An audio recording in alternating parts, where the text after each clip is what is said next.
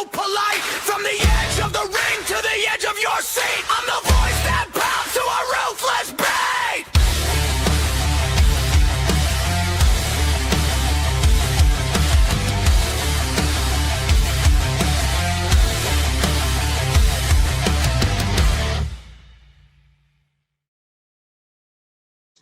Yes, sir. It is time for another episode of Stallion Speaks. Sorry, we're about 10 minutes late. Had some technical difficulties, but hey, we're live. We're here. And let me just tell you this. A lot of people probably thought, oh, Stallion's not going to show up. His Canes lost on Monday. Let me tell you something. You win some and you lose some. But you live to fight another day. And let me tell you this. I couldn't be more damn proud of my Miami Hurricanes falling short to the champs. I salute you, Indiana. I didn't think you could do it, but you proved me wrong, and you get an applause from me. Honestly, it was a hell of a game. I couldn't be. I was glad that we could compete, honestly, and I'll tell you why.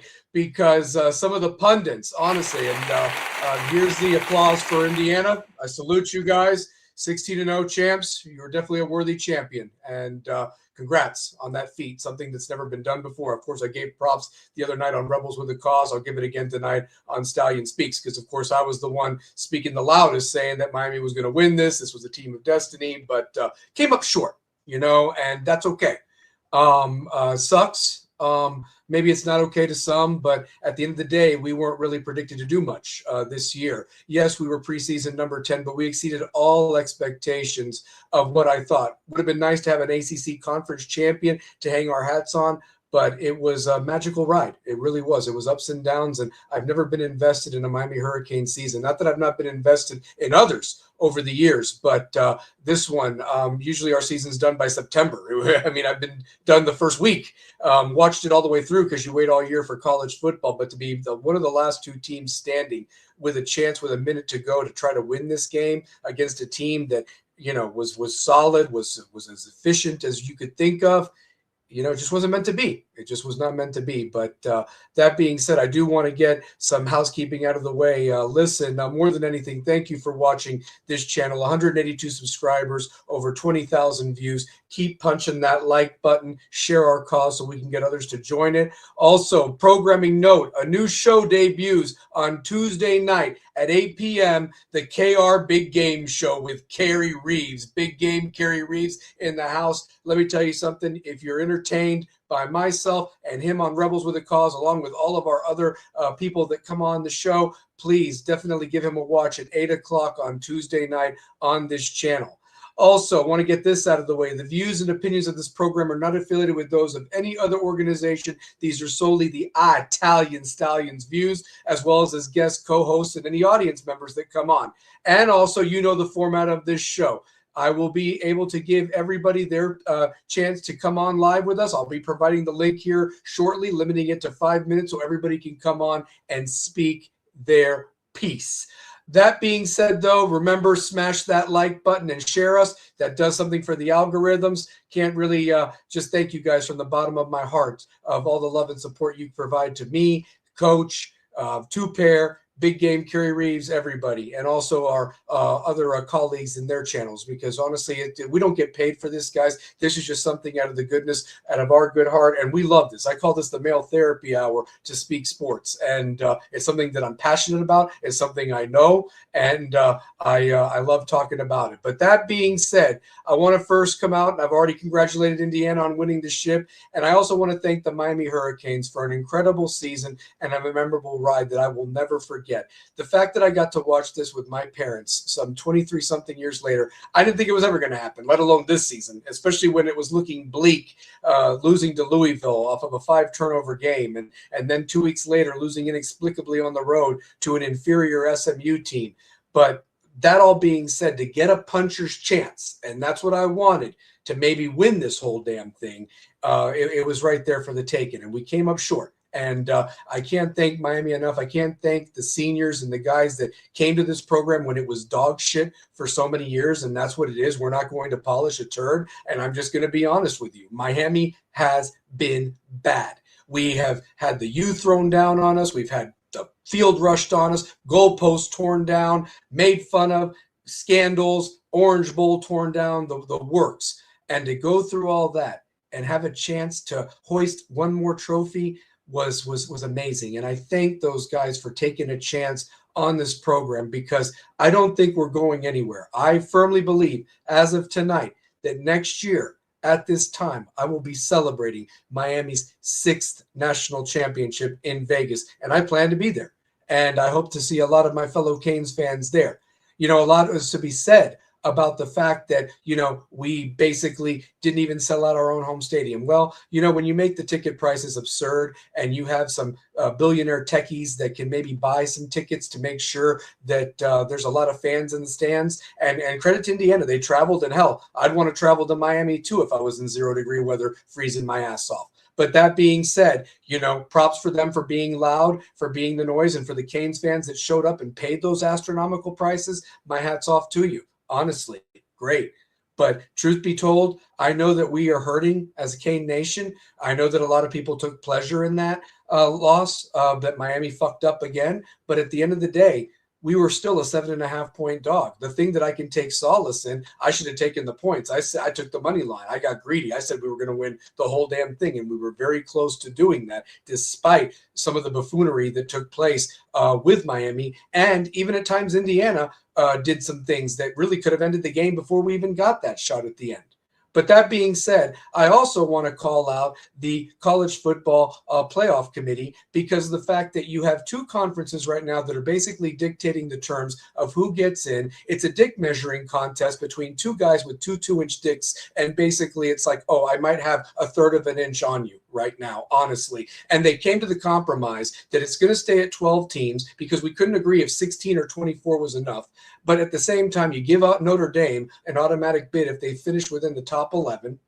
And now any automatic champion will be able to get in. So even with the shitty ACC rules in place by Dr. Jim Phillips, a favorite of our show, we will basically, had those rules been in place this past season, Miami would have been left out, and Duke would have gotten that bid, with Notre Dame being the last at-large team in, and your pussy-ass group of 5 team that was going to get handled by whomever they played in the first round. But that being said, I firmly believe that my Miami Hurricanes will be one of those teams next year as the ACC champion, especially with what's going on right now. So I hope that they get the right 12 teams in there next year. Obviously, the 4 conference winners go, but you should definitely take a look at the whole body of work. Make sure that you reward teams that have schedules, that aren't dodging teams, that aren't, you know, basically backdooring their way out of games, and you reward the teams that need to be in there and give us the absolute best that there is to offer. That's what I want out of it, and I believe that my Miami Hurricanes will be there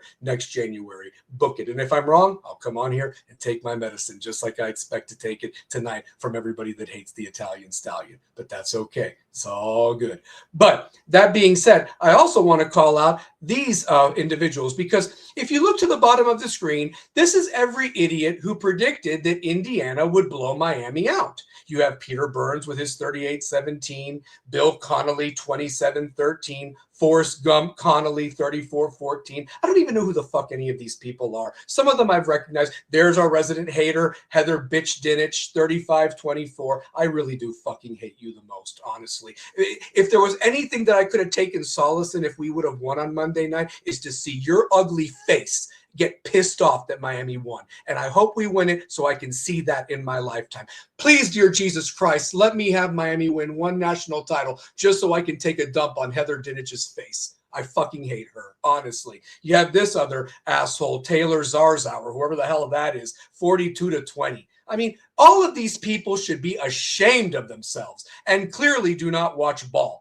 Because if anybody paid attention to even when Miami sucked last year on defense and couldn't stop penicillin, I mean, realistically, I think Shiny Time Preschool could have scored on that defense last year. We didn't lose a game by more than 10 points. And it was absolutely asinine for the scores that you see at the bottom of each and every one of these stupid son of a bitches to actually make a prediction like that. Maybe they were hoping, but it didn't happen. As solid of a ball club as Indiana was, you absolutely just basically said Miami shouldn't have even shown up to that game.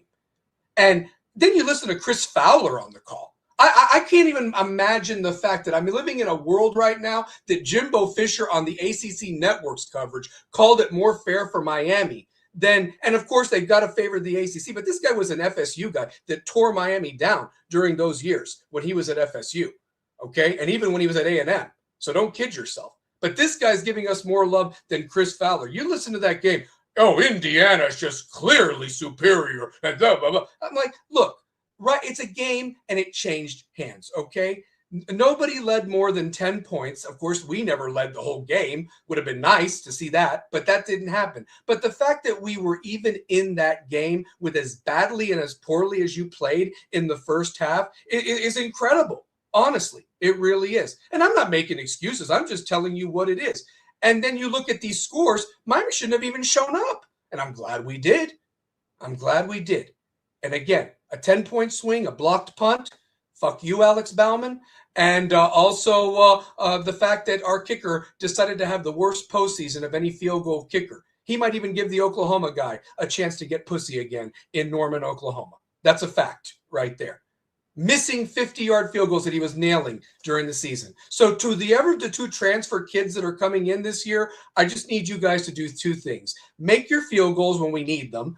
Make your extra points and kick the damn ball out of the end zone. That's the only thing that I hope for, that we don't have a return inexplicably done to us or something of that nature. I don't think that's hard to ask, and hopefully you can find that with the two transfer kickers you've taken. I'll catch the chat box up in a minute. And last but not least, I also want to bring up my former favorite porn star, Bella Danger, now being all of a sudden camera shy.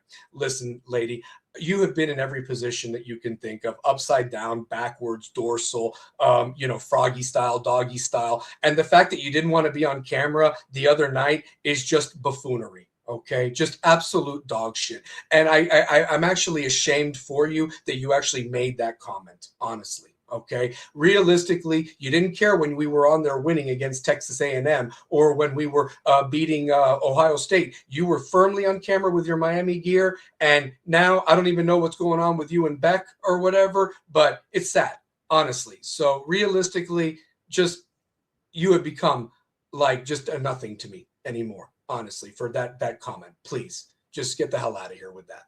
But that being said, guys, obviously, I just want to open up the lines. I don't know if I will have my guest co-hosts come on. They had other obligations come on. But obviously, I'm going to set the link up here, and I'm going to catch that chat box up. But we are going to talk about that game, the national title game at The Rock, Indiana 27, Miami 21. As painful as it is, I wish I was showing it the other way around. But that being said, the storylines of that game, Fernando Mendoza came back to Miami and captured Indiana's first national title as they finished 16-0.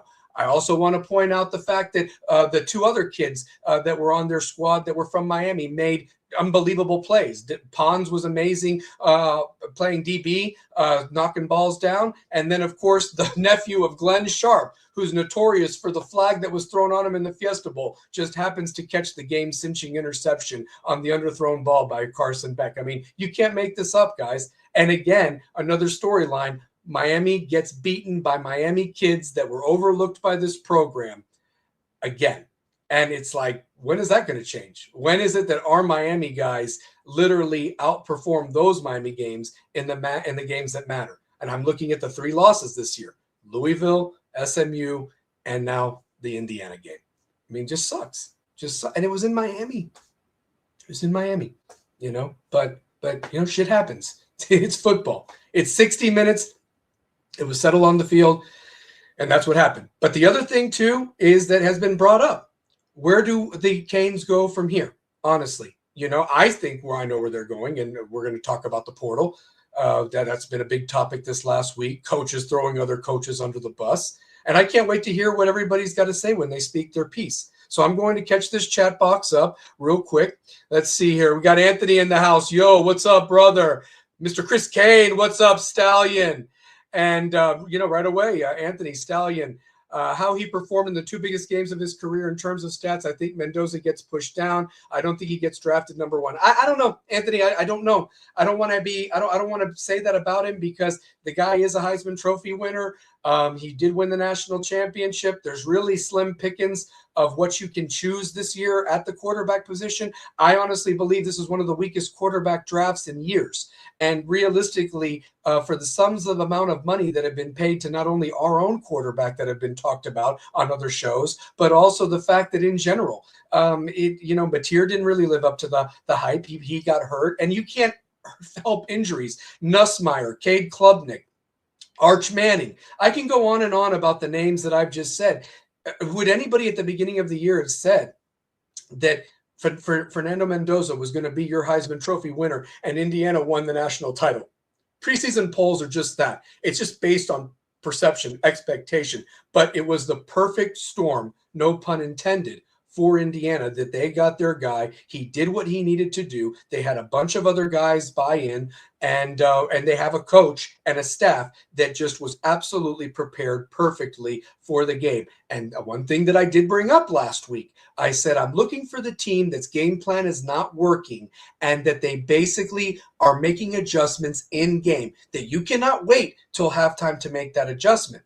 Luckily for Miami, they were only down 10-0. But if that game had been 17-0, then maybe some of the shitty scores that you saw from individuals that consider themselves experts would have come to fruition.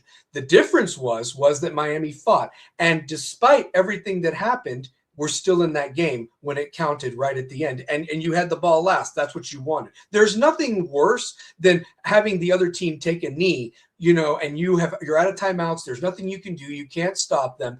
And you're basically helpless. But you had a chance to do it. Now, the other point that I want to bring up that's down here is, can this Miami Hurricanes team win any kind of a championship? We didn't win the ACC this year. We still haven't won it in all the years that we've been in this conference. We didn't win the national title, and we've won some big games this year, the biggest that we've won in years. But can we do it with Shannon Dawson as our offensive coordinator? Because a lot has been said about that last play. Was it Beck that called that a play and checked down as opposed to looking at his other options? He didn't go through his progressions. He was looking at Marion the whole time, and he underthrew a ball very badly. Number two, the other thing that we could talk about is the fact that even if he hits Marion in stride, you're still leaving over 35 seconds left for Fernando Mendoza and Indiana to back shoulder their way down there. And maybe their kicker, who apparently was ready to go, who had gotten back from that groin injury, makes a field goal, and you could have potentially lost 30-28 because you didn't maybe take a few more seconds off the clock.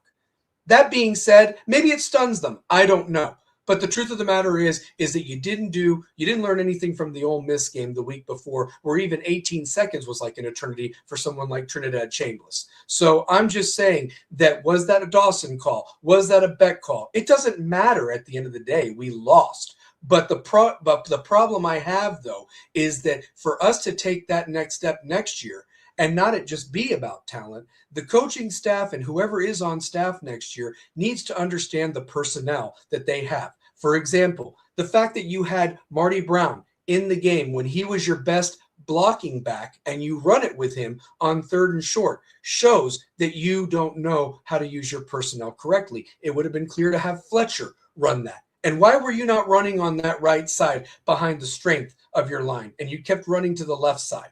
The right side behind Cooper and Mauanoa had been your bread and butter during these playoffs. And you even had some success. You even broke one. You could have done that way earlier. I think about the inexcusable passing 7 times over the next 9 plays after the fact that you got a great run on the first down against them. And we're getting close to being past the 50-yard line right off the bat. I mean, it's just things like that that just really are head scratchers and you can't ignore. And this coordinator has disappointed me in terms of the fact that he just didn't let the game come to him. He wasn't patient. And realistically, by becoming impatient, you put us behind further the 8 ball. And that sucked. That truly, really sucked. And again, you don't even have to pay me that much money. And I would have felt a little bit more of what was going on with the game plan. Make them show that they can stop you on 3 consecutive runs, if that's it. Rotate the backs that you have, honestly.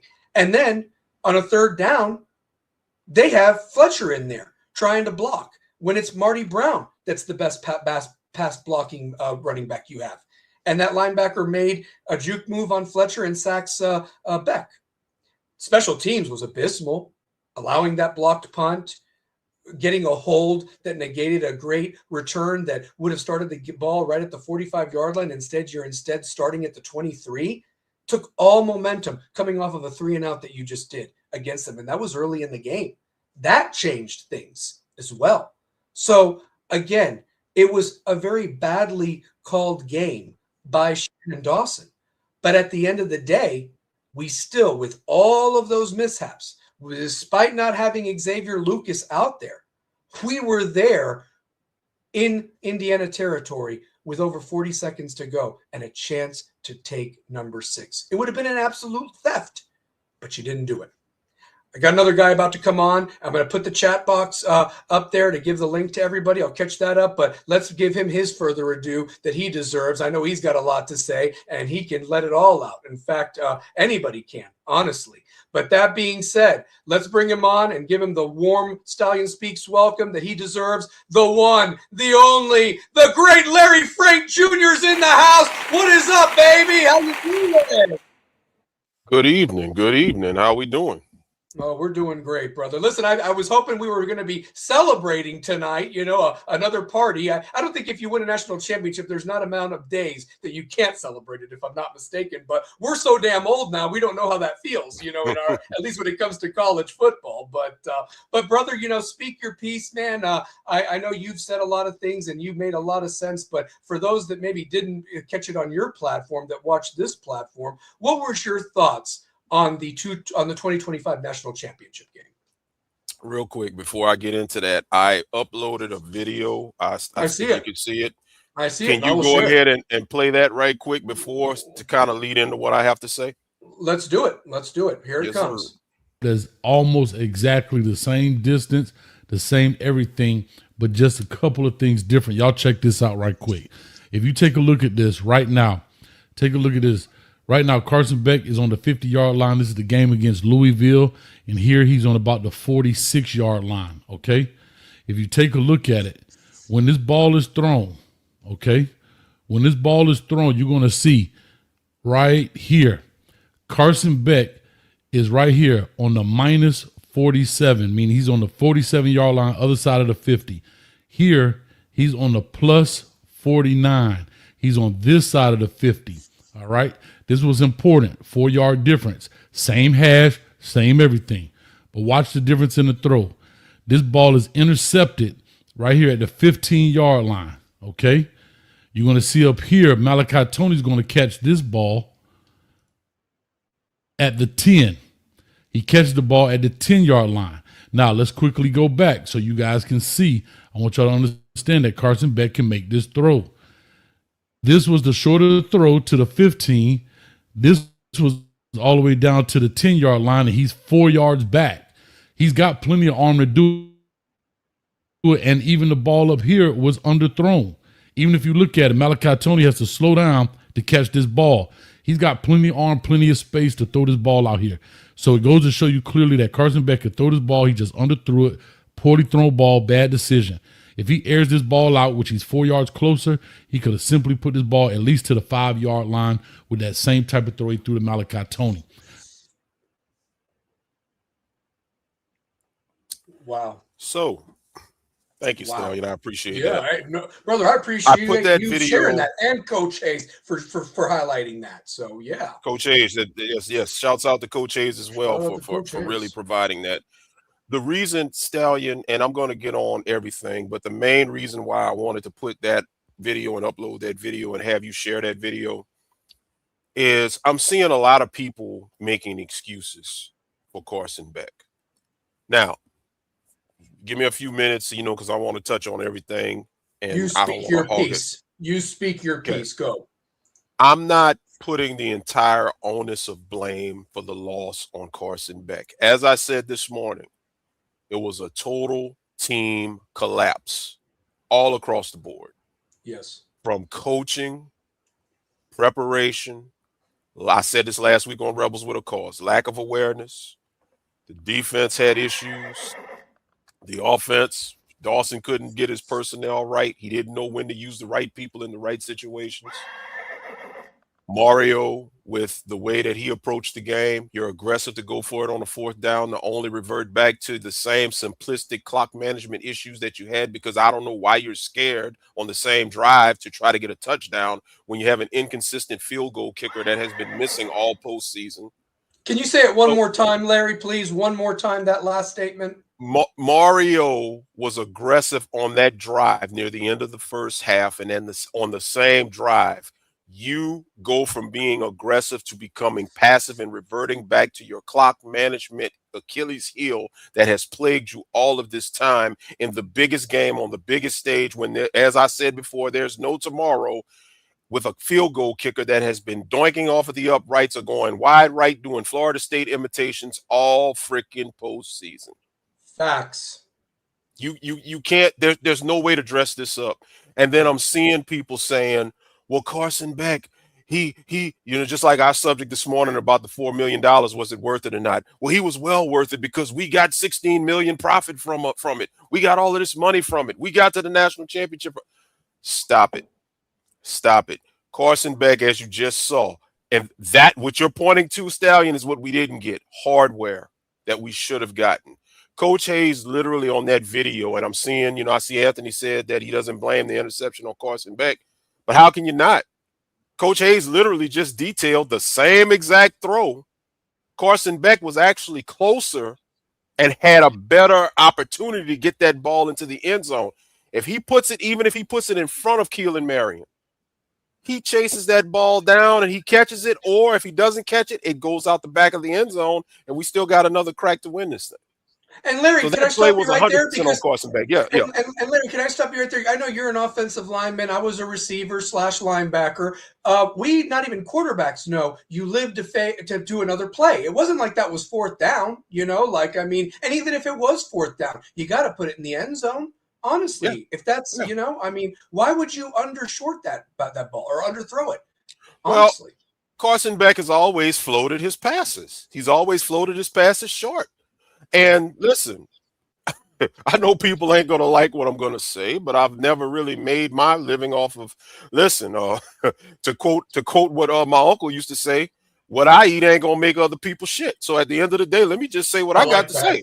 It is what it is. Yeah. Carson Beck, to me, and as Mr. B, Melvin Bratton, alluded to the other night, somebody out of his camp told him Carson Beck was not healthy. He was not 100% healthy.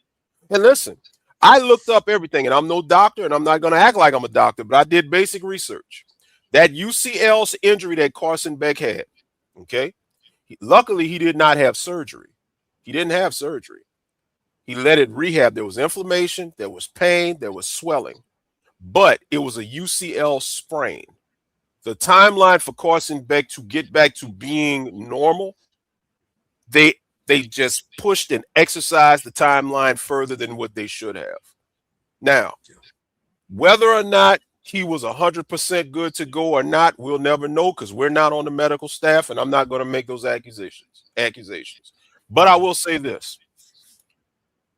If you go back and look at that throw that Coach Hayes showed in the Louisville game, which was October, I think mid-October, if I recall. Actually, it was October 17th, if I'm not mistaken, 18th. Mid-October. Like that. Yeah. Yes, okay. Sir. Yeah. All right. Yeah. If you go back and look at some of the passes that he had before that, a lot of those passes that he had behind the receiver, it's great. Look, we all get caught up on C.J. Daniels with the one-hander, but let's be real. That pass wasn't that great of a pass. It could have been intercepted. It would have been an interception. Yeah. C.J. saved it from being an interception. Yep. So I say all that to say this. Personally, Carson Beck, to me, I just don't think he was 100% healthy. And Carson Beck was asked to do too much. At the end of the day, Carson Beck was trying to be Dan Marino. He was trying to be Kurt Warner, when in fact, all he needed to be was Trent Dilfer. Manage the game. You didn't even run in the game. If Carson Beck, even if he doesn't throw it to Malachi, who was open, you got all that real estate, tuck it and run. Mm-hmm. And even if you don't get the first down, you can clock. You get out of bounds. You get out of bounds. You get out of bounds. You work the sideline, Yes. Now, let's talk about Shannon Dawson. Shannon Dawson, please. you listen, as I said the other night, the first play of the game, 9-yard A-gap run. Okay? So I'm like everybody else thinking, okay, Miami's about to dominate this all night long. But credit Indiana. They made their adjustments defensively, plugged the gaps. And that 9-yard run, guess what? Those 9-yard lanes shrunk very quickly and turned into 2 barely even 3-yard gains at times. And then he abandons the running game. Yeah. That was the main thing right there. And then guess what? Can I stop you real quick? Can I stop you real quick? Yeah, let me ask you this. And I want you to keep your train of thought, because what about what I highlighted at the beginning of the fact that 7 out of your next 9 play calls were pass plays when you didn't even do that all year? On one series alone, you threw it 3 straight times, and you didn't do that all year long. And it's like, were you having a dick measuring contest between your quarterback and the Heisman Trophy winner that was from Miami? I mean, that these are real things I'm bringing up here, because realistically, you didn't even use Carson that much until the Ole Miss game. You didn't even really put him in bad situations in the Ole Miss and A&M game, and you leaned on the guy that got you there, that had unbelievable postseason in Mark Fletcher. I mean, the guy that I thought we were going to get all along, that looked healthy for a change. And that's inexplicable. And like you said, brother, and I highlighted as well, that's why we've always been on the same page. The fact that your personnel on 3rd and short, you have Marty Brown in there trying to pick up those 2 yards when you need Fletcher. If you're going to pass it on 3rd down, why do you have Fletcher in there when Marty Brown is your best back protected back there? And Fletcher got juked out of his shoes by that linebacker that sacked Beck and killed a possible good drive right there. Honestly, gave them even more momentum than what they needed at that point. And like you said, to give you the floor back, your running back doesn't touch the fucking ball again until the 2nd quarter. That's inexplicable, man. That's buffoonery right there. It's inexplicable and unacceptable. Listen, Fletcher, as I said, Fletcher is our Derrick Henry. I mean, we've got our own personal Derrick Henry and Fletcher with, I think, a better O-line comparable to what Derrick Henry had in Baltimore the last couple of years. Facts. So if you utilize them right and let Fletcher do what he does, Fletcher is balling everything in front of him. Now, once Indiana made the adjustment, when you saw Fletcher run off tackle, outside zone to the house for 57 yards, common sense should have told you there's their weakness, because their linebackers don't have sideline to sideline speed. So at this point, you go with Marty Brown and go back to outside zone runs. Even if you don't hit home runs, you're going to get a lot of real estate. It puts you in better offensive situations. Yes. What about Pringle, your home run hitter, who maybe was cold, but the fact is, you give him the ball and maybe give him something in space, or even Malachi. I have a thought about why Pringle wasn't really used this much during the postseason, and I think that's why he initially jumped into the portal, and then he jumped back out. You got to remember, Pringle got a lot of touches when Mark Fletcher was hurt. Mark Fletcher was out. Marty Brown was RB1, and then Pringle, for whatever reason, he jumped ahead of Jordan Lyle on the depth chart, and he got a lot of touches. He had 70 touches for the season, which for a true freshman running back, especially with a running back room like that, that's very good.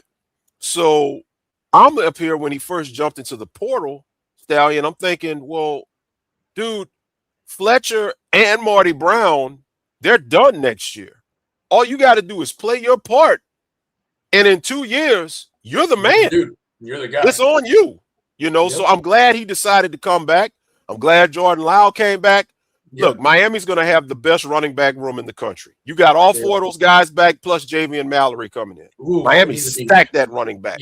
So next year, going into the season, Shannon Dawson or whoever, if he takes a job, whoever the OC may be, if we don't have him, somebody better be able to evaluate the strong suits of each one of these guys when their number is called and the best plays to utilize them for. And if you do that, then you shouldn't miss a beat on offense. Not running the game. And can I say this also? This offensive line early on in the year was actually more heralded for their pass blocking more so than they were their run blocking. They got better as the season went on with their run blocking ability. And I feel that if you can find the right offensive line, the right 5 guys that can work, you might be able to do both. And they're very excited about some of these younger guys. There's a reason why Tommy Kinsler is leaving. And truth be told, Larry, we're going to talk about the portal here in a second, and especially a lot of these guys that are leaving. But the truth of the matter is that there were still a lot of misevaluations by this staff. I mean, these were some guys that either they did not develop or maybe they just were not playing the best competition. And that's why they're not here anymore and have already been bypassed by better evaluations and better guys that are coming up through the ranks. And that is something that cannot be overlooked. Again, I do want to give credit where credit's due to Indiana. They took advantage of the mistakes of Miami. They themselves made some inexplicable calls and mistakes themselves that Miami just could not take advantage of. For example, what about the one interception we could have gotten our hands on that Frederic dropped, unfortunately? That's 5 that you're looking at right there. And as opposed to maybe getting 1st and 10 at your own 20-yard line and stopping their drive and getting the momentum back, you gave them 3 points that ultimately was that 3-point difference that you were kind of behind until the inexplicable bullshit punt block that you allowed, you know. And then here's the other thing too. You play with what you had. Obviously, they had some guys that were not available to play. But the other fact of the matter is this, is that if Xavier Lucas was that big of a loss for Miami and you were kind of down with the DBs that you were rolling out there with, it was even more imperative that you controlled the clock in the first half to get to the second half in order to get Xavier Lucas back, because Miami's defense looked phenomenal in that third quarter. You know, they finally got to sack Mendoza a couple times. Now, of course, Indiana made the adjustments and scored on the touchdown that mattered. But realistically, the big touchdown that changed everything was the punt block. And how big of a miss was not having Lofton out there. As much criticism as I gave Elijah Lofton this year, he was really coming on in that second half. Now, I'm going to catch the chat box up. What were some of your other thoughts on how the defense played throughout that game, since we blamed this on everybody? So yeah. Well, like I said, you know, I credit Corey Heatherman because obviously he came in this season and coming off of the heels of Lance Guidry and what we dealt with last year. I mean, Corey Heatherman did a home run A+ job overall for the season with the defense, complete turnaround in the defense. Contrary to what some of the people in the group were saying earlier, talking about Carson Beck is the reason we got to the national championship. That's bullshit. It was the defense and the running game all season and how that was done. I'm not taking that away from Carson Beck that he had an impact, but let's just be honest. Carson Beck, he made enough passes and mistakes that almost kept us out of the playoffs, and ultimately it ended our season. But back to the defense, I credit Corey Heatherman with the defensive turnaround, but let's make no mistake about it. You should have been pressing and playing man from the jump, even if Xavier Lucas was out. Yeah. You got all these other guys, these other corners, these other DBs. Guess what? You don't get scared. You do not get scared because you're blitzing. And when you're blitzing, you still got your DBs playing 7 to 10 yards off the ball. Well, guess what? All you're doing is inviting the Jeff Brom situation. You saw what happened with Jeff Brom in Louisville. Quarterback gets the ball out of his hands in 1.2 seconds. And that's what Mendoza was doing. He was able to drop back with the back and set up the back shoulder throw. Now, he didn't have it early in the game, but at the end of the day, they went back to it. My point is you should have pressed man from the beginning, because had you pressed man from the beginning, you, bump them, knock them off of their routes. They don't have time. And guess what? Mendoza's the type of quarterback that has to go through his reads. He's actually in man coverage. He's going to look at all of his reads, and that gives Bain and Mesidor time and Moulton up the middle to get to you. When they went and did that and they pressed man in the third quarter, what happened on the first series? 3-and-out sack and a punt. Yep. So at the end of the day, that was as simple as that. I thought Corey Heatherman really made a mistake in playing that zone the entire time in the first half. And as far as the back shoulder throw, look, to Ethan O'Connor, I feel sorry for that young man. I'm going to tell you why. He got beat twice, and he got beat like a drum, bad. But Ethan O'Connor, for a young corner, has played very solid this entire season. Yes, I heard he was getting thrashed on IG and all the social media. He had to delete this. That's not right. That's not fair. That back shoulder throw, they have been their bread and butter all season. Nobody has stopped that back shoulder throw. Correct. So at the end of the day, poor Ethan O'Connor, I feel sorry for him. And hopefully he shakes back and he has a great career and parlays that into a good NFL career. He doesn't deserve the criticism he got.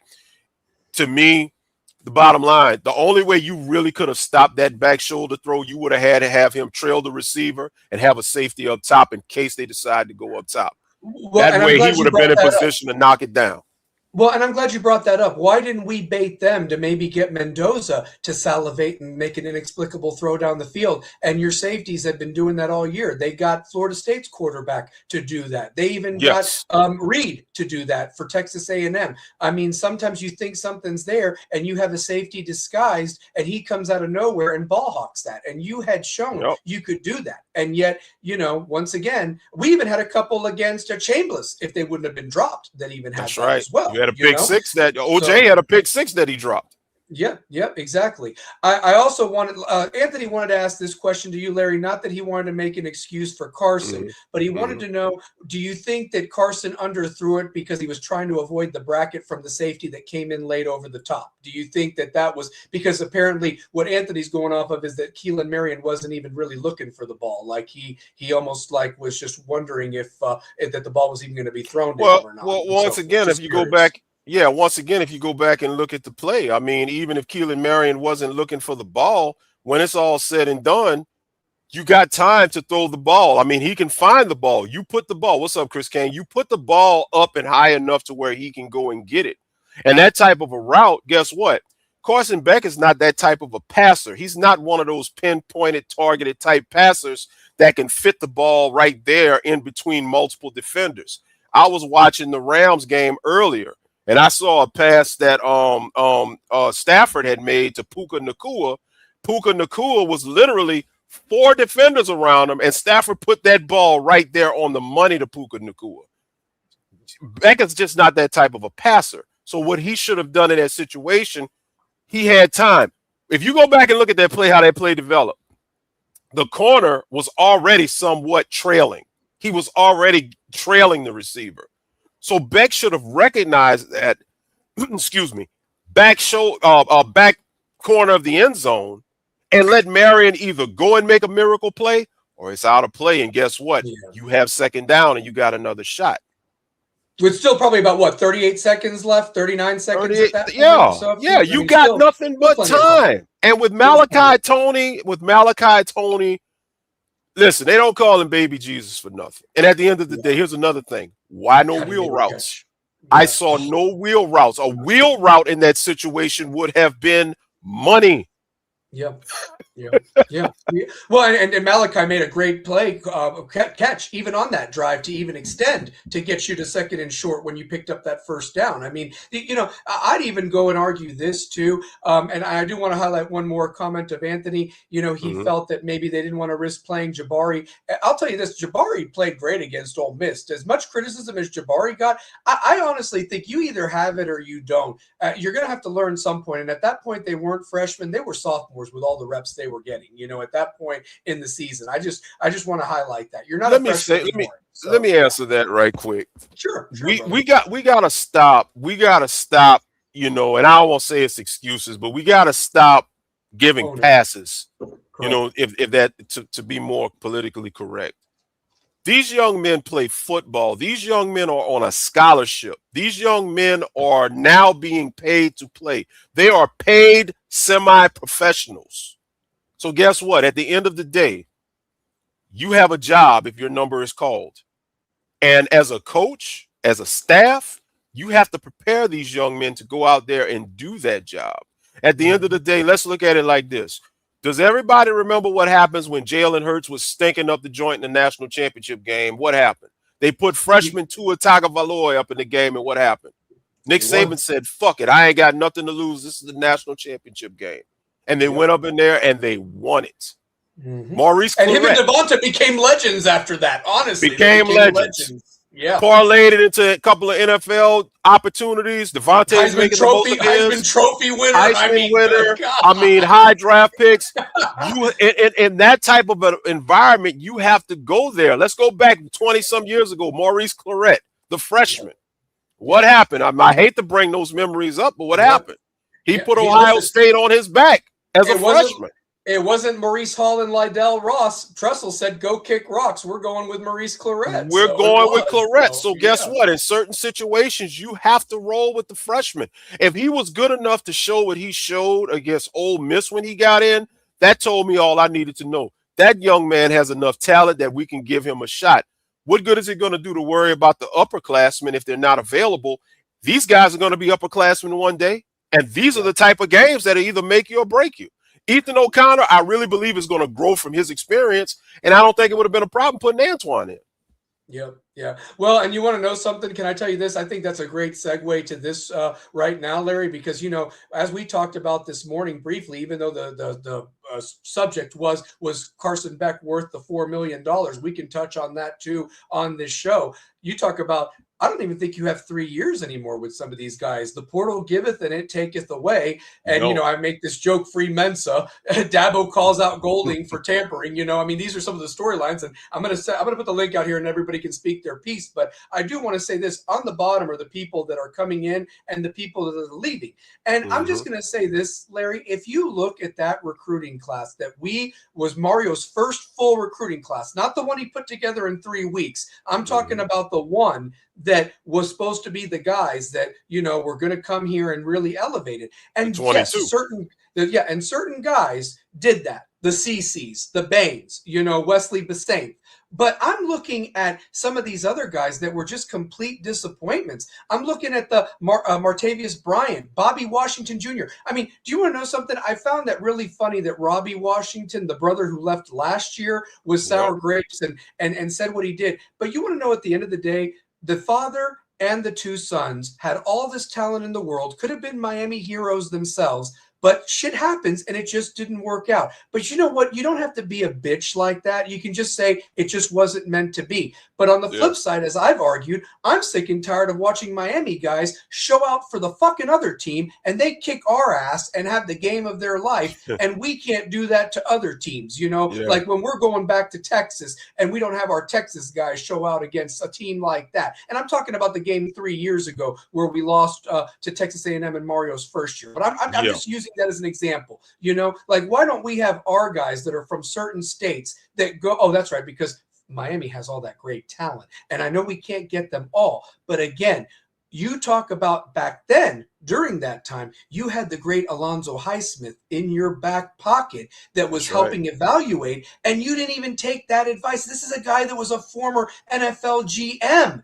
And, you know, I mean, like, he should know talent. And there's some guys that maybe he could have evaluated that wouldn't be leaving this program and maybe would have been the difference Monday night. These guys that are leaving, the only one really that I'm kind of just a little bit disappointed in is obviously Popo Aguirre. But I get it. You want to play, and that's fine. But, brother, you've been invested in this, and you're this close to getting a ring in a position that is paper thin. I mean, let's be real. Even though Traore and Chase Smith are now going to get extra years, there's a reason they're getting that, because they have proven they can't stay healthy. They have had injuries, and they're getting this opportunity because of some loophole in the system of getting an extra year. And if they don't make it a year, you're the guy right away, or maybe you beat them out in practice. Ever think about that? Go ahead, brother. I think that Popo's situation, and I was hoping that it was more of an NIL leverage thing to try to get some money, but now that I look at it, I think he just hit the nail on the head. Torres coming back, you know he's going to be the man. If Chase Smith gets that extra year, which he should, you know he's going to be the next man up. And I think the real X factor here is Cam Pruitt. Pruitt came up big at Texas A&M, and I think, you know, they realized, like, okay, these are your next men up. And, you know, listen, no disrespect to Wes, you know, and everybody else that's out of there from that linebacker core, but, you know, Wes was inconsistent. I love Wes. I mean, he's a Cane at heart. He stuck it out from the beginning, but Wes was inconsistent. And I think what you have coming back now, especially with Torre, each one of these guys that's returning defensively for these different units, I love the fact, like, I feel like Armando Blunt coming back is huge for that defensive line for him as a leader. Torre coming back is huge for the linebacking group because he's a leader. I think Zachary Poyser coming back and having OJ come back. Yep. You know, Yep. those are your leaders for the secondary. Lucas, Lucas Lucas played great in that second Lights half, out. man. That was a guy that was just chomping at the bit.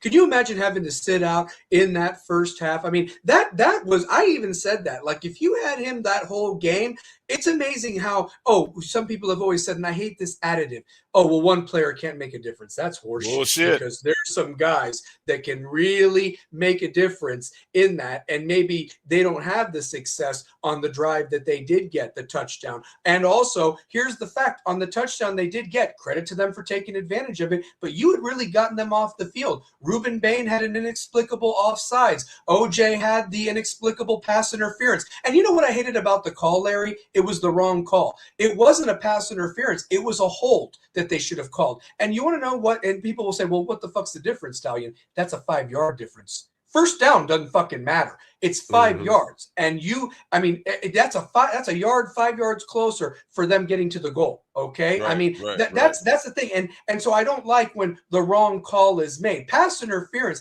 is you have literally made that the pass was uncatchable. Here was a hold, and he literally reached out and grabbed the jersey. And here's the other thing too. For the majority of the night, the refs did let that go. I mean, I saw Pons holding a little bit at times. I also found it very interesting that I was always told as a DB, and I didn't play it that much. I was a linebacker, but still, when you had to go into coverage and cover a running back or a tight end, and here's the truth of it, guys, I play ball and I know what I'm talking about. When you are there covering them, you can deflect the pass with this arm, but you cannot have this arm draped over the back of them. And they got away with that a lot of the night. And that's fine if you want to call it bing, bang, bam. But at the same time, the rule I always thought was you can do that, but you can't have that arm draped there. You can have it close, like almost like tucked in, but you can't have it draped over them, because then how are they supposed to catch it, you know? But again, credit to Indiana. If they're not going to call it, then keep doing it, you know, honestly, and make them do the play call, you know? And as you were talking about earlier with the defending of the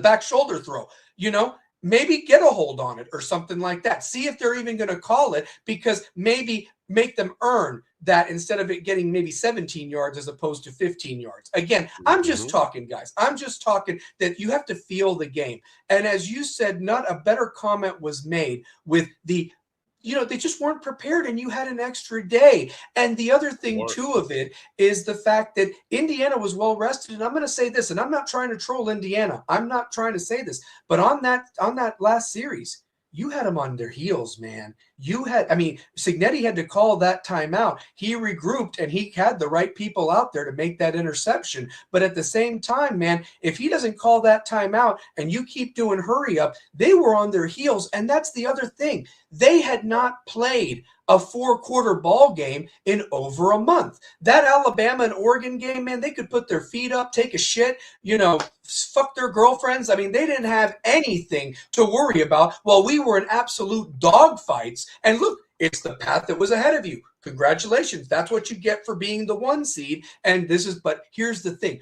We were battle tested in that moment, and you bailed them out. You bailed them out. I mean, I would have loved to have seen how their defense would be with us, like 1st and goal with 15 seconds left on the 8-yard line. Let's see what happens. You know what I mean? Well, Stallion, I mean, you know, and I know people don't like when you criticize the coaching staff, but I'm going to call it like it was. Mario wasn't ready. The moment was too big for Mario. The setting was too big for Mario. And at the end of the day, when it was all said and done, it's like, look, Mario, like I said, if that game would have been played outside of the Rock, Miami would have won. I think they would have coached differently. That moment was too huge for Mario. And you can see he was just all tensed up all week. And it's like, Signetti is Signetti. Like, that's the thing. Like Mario, I get what you're trying to do. I get what you're trying to be. But, bro, you really should have gotten your coaching staff together and really outlined the direction of how you want. Let me tell you something. I'll say this. Oh, Larry, real quick, can you hold your train of thought? Because I want to highlight this comment. Traore was bad at coverage. Stop that. Wesley was solid all year. No holes out of our linebackers, bro. No, he wasn't. No, here's the thing. I didn't say that Traore was some world beater. In fact, He's I would argue that's why I would have wanted Popo to stick around, because he's probably better at coverage than Traore is. In fact, me and Devin used to talk about how Traore was always out of position covering the running back out of there. All I'm saying is that Popo could have stayed because Traore has had a history of being injured, if I can make that point. That's all I was saying. Traore, I'm going to say this much. West was not consistent and solid all year because the Ole Miss running back, West missed the angle that sprung the 75-yard touchdown pass. How many times did I see West? He was inconsistent. Some games, West would tackle good and play great. Other games, he tackles people bouncing off of him and all of that stuff. He's not wrapping up. West was too inconsistent. And like I said, I appreciate West for what he did, but I'm not going to sit up here and act like West was baby Ray Lewis because he wasn't even close. Yeah. Yep. Frank Myers says everyone loves coaching from the couch. Well, I mean, like I said, we're not saying that we're coaching from the couch. We're just giving observations because we used to play ball. That's the thing. And again, I've not been given the opportunity to coach at the collegiate level. I've coached at the high school level. I have 2 state championships, sir. So before you even pretend to know who I am or what have you, I'm just giving you my thoughts. Okay. So that's it. And let me say this. I mean, I laugh at statements like that, talking about people coaching from the couch. This is called conversation. This is called giving your opinions. And, sir, I'm going to say here on behalf of Stallion, because I know you won't mind me saying it, the same thing that I would say on You Talk. You're not obligated to be here. You're not obligated. There are other podcasts out there that if you want to have them blow smoke up your ass and tell you shit that makes you feel good, you're more than welcome to go and talk to them. But over here on our platform, we go ahead and we give our thoughts, and that's what we do. Plain and simple. Absolutely. Well, and he wants to come back and say that he's coached college. Good for you. I've just not been given. I've not been given that opportunity, even though I have 2 state championships to my credit and so forth like that. And I have made my peace with it. I really don't care to coach anymore. I'm now just a fan in the stands, right, Larry? That's all I am now. Well, that is correct. And if you and listen, and if congratulations on having college coaching expertise. So if you have the college coaching expertise that you say that, we congratulate you. And I'm pretty sure you agree with us. There was a lot of bullshit that happened the other night that shouldn't have happened. So if a couple of average Joes like us can see it, then I'm pretty sure a person with college coaching expertise such as yourself, you recognize that as well, sir. Thank you. Absolutely. And here's the other thing, too. I also want to throw this out there. I do want to give credit to Cignati and his staff because, as I highlighted last week, I said that the coaching staff, that shit is not working and makes in-game adjustments, not waiting till halftime, is going to be the victor. And guess what? Cignati proved that time and time again. One thing that I did highlight that I don't even think was talked about in the Rebels with a Cause show when we covered it the other night when we were all together, that I'd like to actually bring up real quick. I've been talking about the transfer portal, was this factor real quick. And it really is. Do you believe, in your opinion, that the play call of Cignati going for it on 4th down was the play of the game, in my opinion, because here's the deal. At that point, he had called his second timeout, and they weren't just going to settle for 3. He felt the game at that point and knew that his defense was starting to get figured out by Miami at that point. I mean, look, we had just had the big run by Fletcher. We had just had the big catch and touchdown by Malachi. You know what I mean? So I'm just saying that he knew he needed to do something at that moment to really make sure that his guys had a touchdown there and not the 3 points. And he called his timeout. They went for it. The thing that I'm kind of very sorry about, and again, we needed all those timeouts to even get the ball back, but I wish that somebody would have called that timeout or communicated, because if you said that you saw it on film, that they had been doing that all year in that situation with the personnel that was in there, that Mendoza was going to go there, then everybody should have been going right to the line and make him throw it. And if he makes it behind you, props or whatever, props. But you cannot let a guy like that get that run. And let me just tell you this, props to Mendoza. He was not going to be denied, man. He made a play, and he's legendary for it. I mean, he dove and took a hit, held onto the ball. I mean, he had been taking hits all year. I will give Mendoza credit for this. While Cignati was crying on the damn sideline about, oh, he hit my player and everything like that. When Mendoza was asked about it after the game, he said, it was a clean hit. Because here's the thing, Mendoza was putting himself to block, and when you put yourself to block, you You better give be ready yourself to up. get your ass trucked because you ain't the quarterback anymore. You may still play that position, but you're trying to spring your running back the other way, selling the fake. You're going to get your ass trucked. But I'm sorry. Stallion, real Oh quick, God, you need you Cincinnati, need man. Oh, you need to send that clip to ESPN because they swore up and down that it was a oh. dirty hit. They swore like dude, like they don't even understand how that works.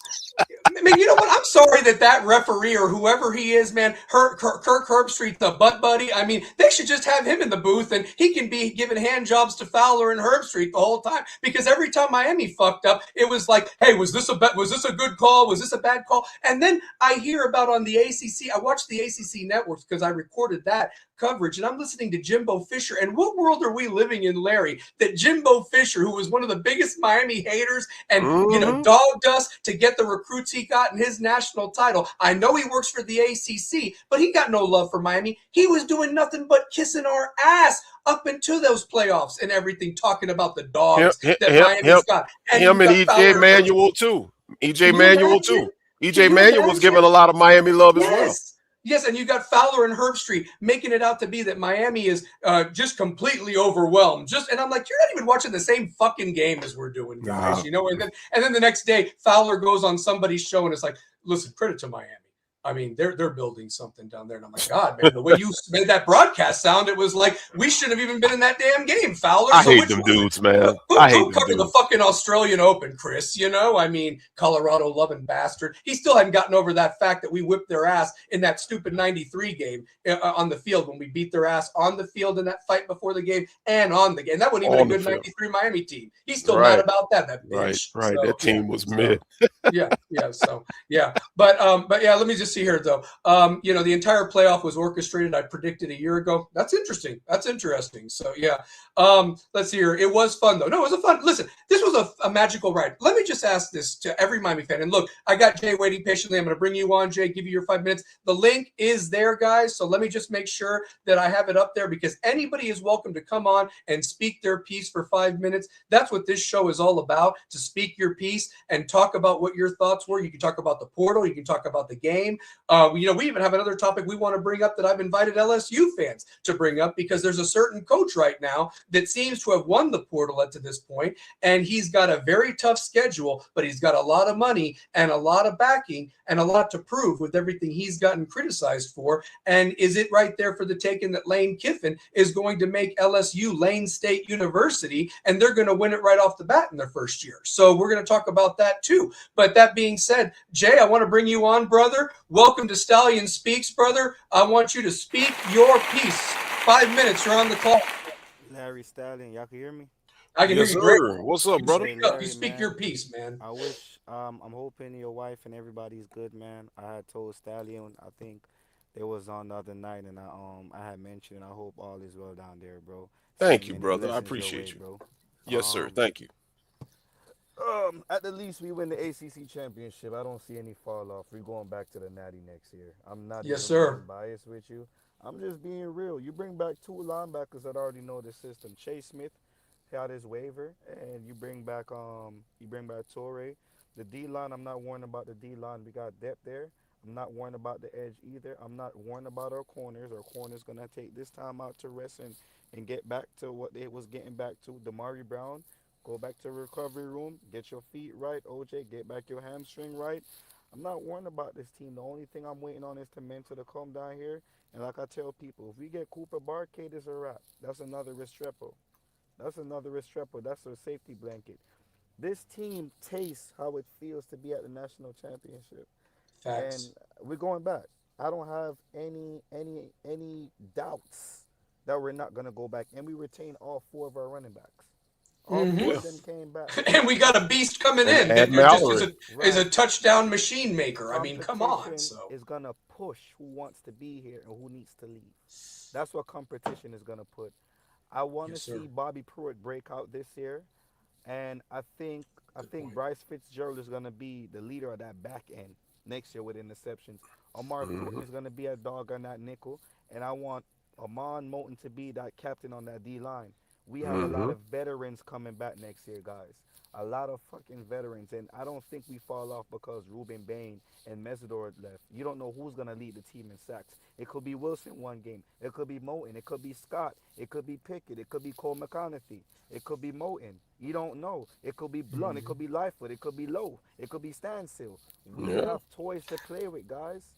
And yeah, well, and I'm going to tell you this, Jay. I'm going to stop your time real quick because I have a question for you and the chat box and Larry. I mean, let me just tell you this: for as much damn criticism as Ruben Bain got, these evaluations by some of these scouts is just so ridiculous. Oh, his arms are short. They look pretty damn good during that entire playoff run and even that back end of the season, you know. But you know, I'm hearing that this Lowe kid. I mean, he's already got the measurables. Now, you know, he was actually going to contribute this year. He got hurt. He ended up practicing with the team. I'm excited for this cat because they say he's kind of ahead of where Ruben was as a freshman. And I'm not saying he's going to put up Ruben's numbers because look what Ruben had to do, play through injuries and stuff like that. But if this Lowe kid has gotten the injury bug out of the way and you've got that guy out there, I mean, damn. And then Moten, who is not even a 5-star, but is damn playing like one. That was your biggest piece right there. Look how bad of a difference it was not having him in the Ole Miss game. Because if you have him healthy, I doubt damn Lacey gets that 75-yard run. Honestly, he couldn't even push off his ankle, that poor guy. But he was damn beasting against Indiana. Man, he knocked Coogan. He jumped over Coogan. I think that's the guy's name, the Notre Dame transfer that was Indiana's center. He jumped over him and is chasing after Mendoza. I was like, get him, man. Look at that guy. Look at that dude, man. That was a key play. That was a huge play. I mean, shit, man. So you got him coming back. But go ahead, Jay. I'm starting your time again. Go ahead, brother. I'm just saying that. So, bro, this team got talent, bro. And this team they do what it felt. The starting 5 O-line, I'm not worrying about it because we have Mario is the O-lineman coach. He's not going to put you in the trenches if you know you're not ready. You have O-line pushing you. I don't care that we didn't get Seton. I didn't care about that because I know that we develop guys in-house. So whether you got Seton or not, I don't care. The one thing our LSU is going to suffer is that how the camaraderie is. You got all these players coming from and want to be that person. Can you say that one more time? Can you say that one more time for me, brother? Because that is my whole argument of why I don't think LSU is going to do anything this year. They got to buy in. You got Levitt. Levitt, I don't know if people know, but Levitt got personality issues. He wants to be that guy, right? He's like a diva. You get what I'm saying? Then you got Seton coming in. And people fucking forgot. LSU lost 6 to 7 O-linemen in the fucking portal. So just because you got one, where's the other 4? You get what I'm saying? People fucking keep forgetting. You got one left tackle. Where's the other fucking 4 pieces? You get what I'm saying? Like what Lane said, and he fucked up. If you want to be an O-lineman, if you want to be a good O-lineman, go to Miami. If you want to be a skill player, come to LSU. But how your skill player is gonna get the ball if your O-line ain't there? Yep. You know what I'm saying? Especially with the schedule that they've got. I mean, let me just tell you this, and you know what? I'll put up the banner right now. I'm going to put it up right now because it was something I invited LSU fans to come on and what's their thoughts about how they feeling right now about their team. But the truth of the matter is that you're right because look at what their schedule is going to entail, especially that back half. When can they even show that some of these guys can get through a year? Because you're going to need chips, especially if you're going to play now 16, 17 games potentially. You got to have dudes ready to come in because it's not going to be all marshmallows that you get through this thing. It's physical football, and they themselves, LSU, have. If you're ready for this, I believe that they've got Auburn, Alabama, Tennessee, and I forget who the other 4th team is, but it's right there, back to back to back in 4 weeks. And if they get through all that, my hat's off to them. But that's there in like late October into November, right before. And we're not even talking about them playing Arkansas in that rivalry game, the last game of the year. But that's what they end with before they even get to the to the SEC championship or whatever their record is. Texas. Thank you. It was Texas. And look at all the money Texas is spending right now, knowing this is their last year with Arch. They're putting some pieces there to try to get him up there. So I ain't buying Arch, bro. I keep telling people. Oh no, neither am I. Neither am I. Arch to me, and people might get mad, bro. He's gonna throw a late game interception. Listen. I don't give a fuck if your uncle's your grandpa, your last name is Manning.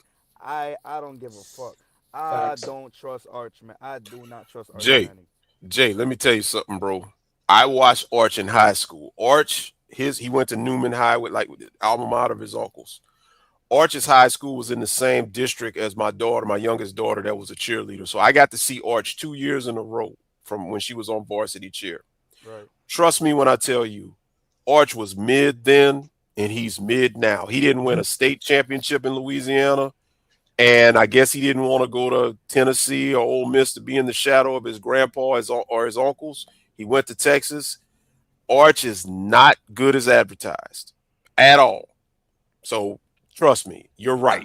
Jay, before you go, just to add on to that, I just find it unbelievable that his two best receivers transferred out. One of which was his damn roommate that's now playing at Oklahoma on the other side of the Red River rivalry. I mean, and that guy was his bailout for most of the damn year. So it's like, man, that's right there is telling to me. I don't know, but go ahead, Jay. Go ahead. I'm gonna put this in y'all head right now.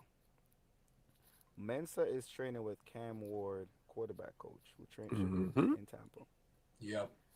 Now, I'm not gonna do no Beck slander because as much as Beck made mistakes, I appreciate what he did for Miami. I wish him the He's a Miami best wherever quarterback. he lands. Absolutely. Yep, Right? absolutely. He's a Miami Anybody quarterback. who left and went in the transfer portal, the whole thing is whether you're from Miami or whether you came here, you're still a Cane, and I wish you the best and to make you and your family successful. No slander over here. This is what I'm Correct. gonna tell people though. The fact if the pocket collapse and Mensa is not scared to make a play, we're gonna win football games. Yes. Yeah. And Yeah. people fail to understand you know why Malachi Tony is so successful when it comes to running routes? He used to play quarterback. So he know Yeah. when a quarterback scramble, where the fuck to sit down. That's Mm-hmm. why Restrepo was so good, because he knows where the fuck to sit down inside of a fucking coverage. We got deep threat this year, guys. Vandrevious Jacobs. Oh yeah. South Carolina. South Carolina. Yep. Yep. This Barkrate guy that he already has chemistry with, this guy's a stud for Duke. I mean, let me just tell you this. Go back and watch that ACC championship game with Mensa and him. They did great. I'm sorry we lost Jay. I don't know what happened there. But yeah, I mean, just think about those guys. I mean, when this gets all worked out with the bullshit that Duke's trying to pull and their sour grapes or whatever. I mean, look, you can't fault Mensa, man. Somebody reached out to his people and said, look, you've exceeded what you can do at Duke. Look what you can do at Miami. And with these pieces and this defense, I mean, it's a fucking wrap, guys. I mean, with that schedule, I expect us to be undefeated and ACC champions this year. And again, like I said, the one thing that I want this program to take, and I'm going to bring Jay back on so we can finish his last couple minutes. Jay, you're back on. Just let me finish this back thing so I can give you your last 2 minutes. But the truth of the matter is, guys, is that you've got to handle your business. I mean, I never worried about Miami getting up for the big games. It's these smaller teams that you just got to, like when we play North Carolina next year, we need to put belts to asses and owe them an ass whipping in Chapel Hill like they've never done. I'm sick and tired of going to that fucking place because it's one of the games that I go every year because it's close to Knoxville where I live. And those fucking people make fun of the Miami, throw the U down or whatever. We owe them belts to asses big time in that game, man. Honestly. So, but go ahead, Jay. It's one game I'm circling because the schedule comes out, but they don't tell you when you play. It's actually going to be tomorrow. Pay attention to tomorrow. The ACC is releasing the ACC schedule games, so we'll know where. Yep. Yes, sir. I am waiting for that Notre Dame game. That's November 7th. That one's already been. That one's already been etched in stone. So the 3 out of conference games has, Because people think that because we don't have the same Ruben Bain and Mesidor and Beck, we're not going to be able to beat them. Watch how we beat them without having the talent we had last year. Right. Remember, they don't have Jeremiah Love. You get what I'm saying? So let me see who's going to step up on that side. Guys, I'm just going to be real. Our receiving core next year is going to be crazy. You got Wingo out here. Good raves from. He's a dog. I'm hearing Vandrevious Jacobs. He averaged 15 to 17 yards a play for South Carolina last year.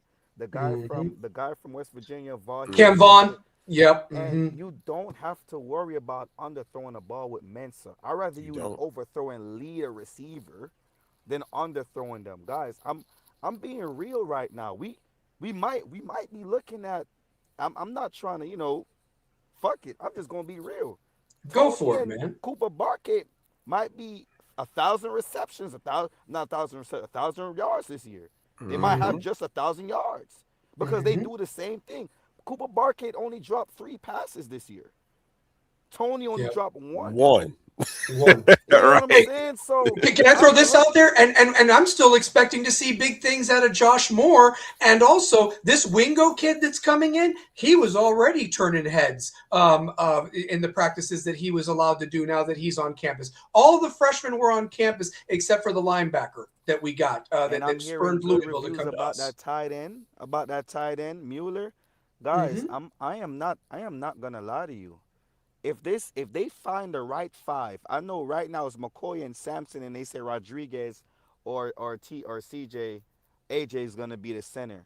But if you find those other 2 guys, the least is an ACC championship. And if we go to the ACC championship, I know we could run it back. I don't see nobody beating us, bro. Especially the talent with Mario. Guys, I think people forgot we signed 30 deep. Yeah. 30 deep recruits, and we was top 10. Yeah. You get what I'm saying? And we lost tackles, but we brought in good tackles. The one from Ohio State, the one from Nebraska. We already had Moten. Blunt could play either D tackle or on the outside.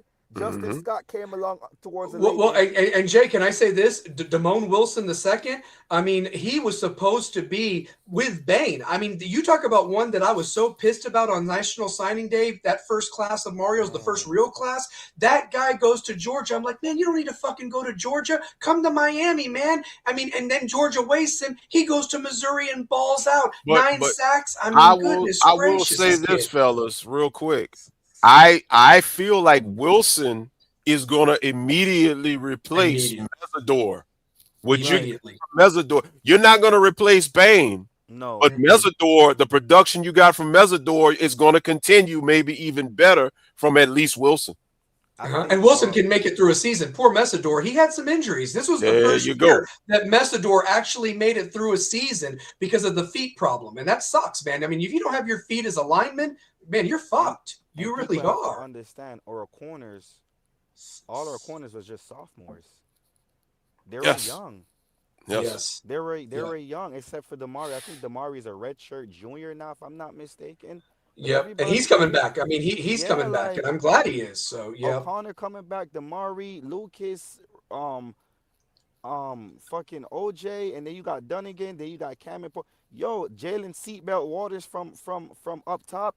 Bro, I'm not gonna lie to you. We should run the ACC. Miami's loaded, bro.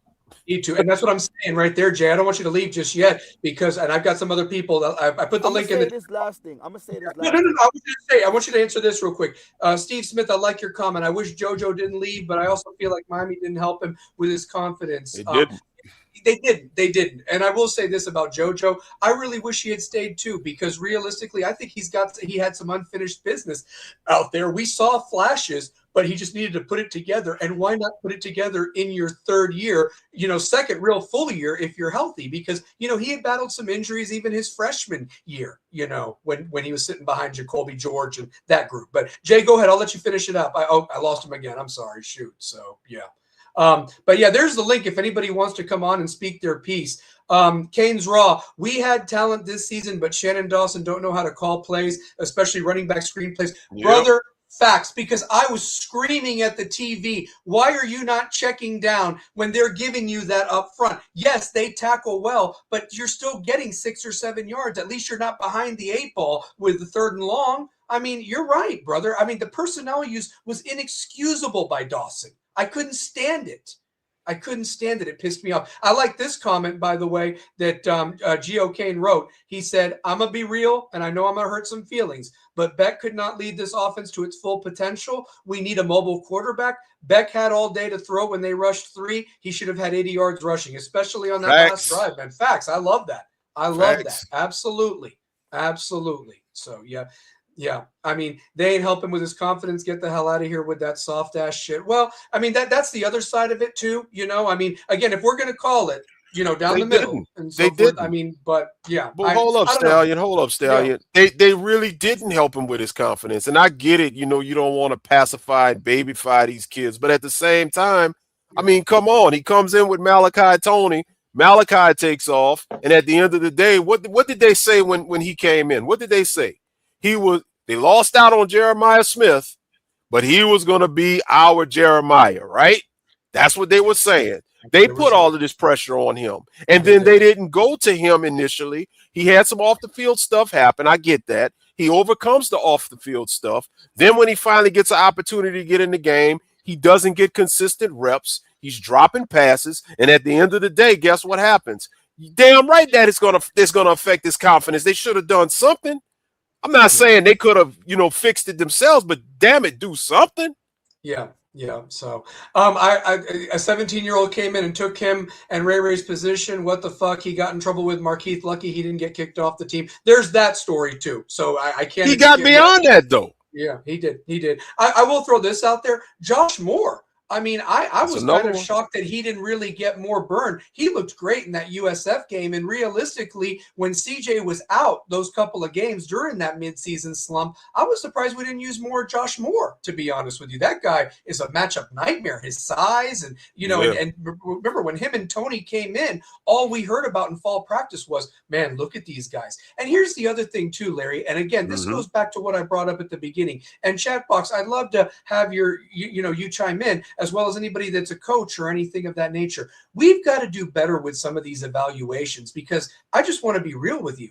Not one recruit from the wide receiver room for the first two recruiting classes of Mario's are in the building anymore, guys. Nye Carr is now at Wake Forest. Chance Robinson's at NC State. JoJo will pick a place where he goes. Ray Ray's now at East Carolina. Robbie Washington left last year, and then they'd even tried to put him at DB because he just wasn't good enough to play in the wide receiver room. But my point is that we have missed out on some dudes. Thank God for the transfer portal and guys have come in, but we've got to be better. And I think you finally saw that with these evaluations of the Josh Moores and the Dylan Upshaws and Malachi Tonys and now this group about to come in. But I'm just saying that it's really intriguing to me how bad some of these evaluations were early on. And that was my argument of why we didn't hit lightning in a bottle right away. But now I feel we're doing a lot better with the evaluations. And a lot of that, Larry and Chat, could be because look at the guys you got on staff now. I'm going to also give props. I think the defensive line has taken a major step forward with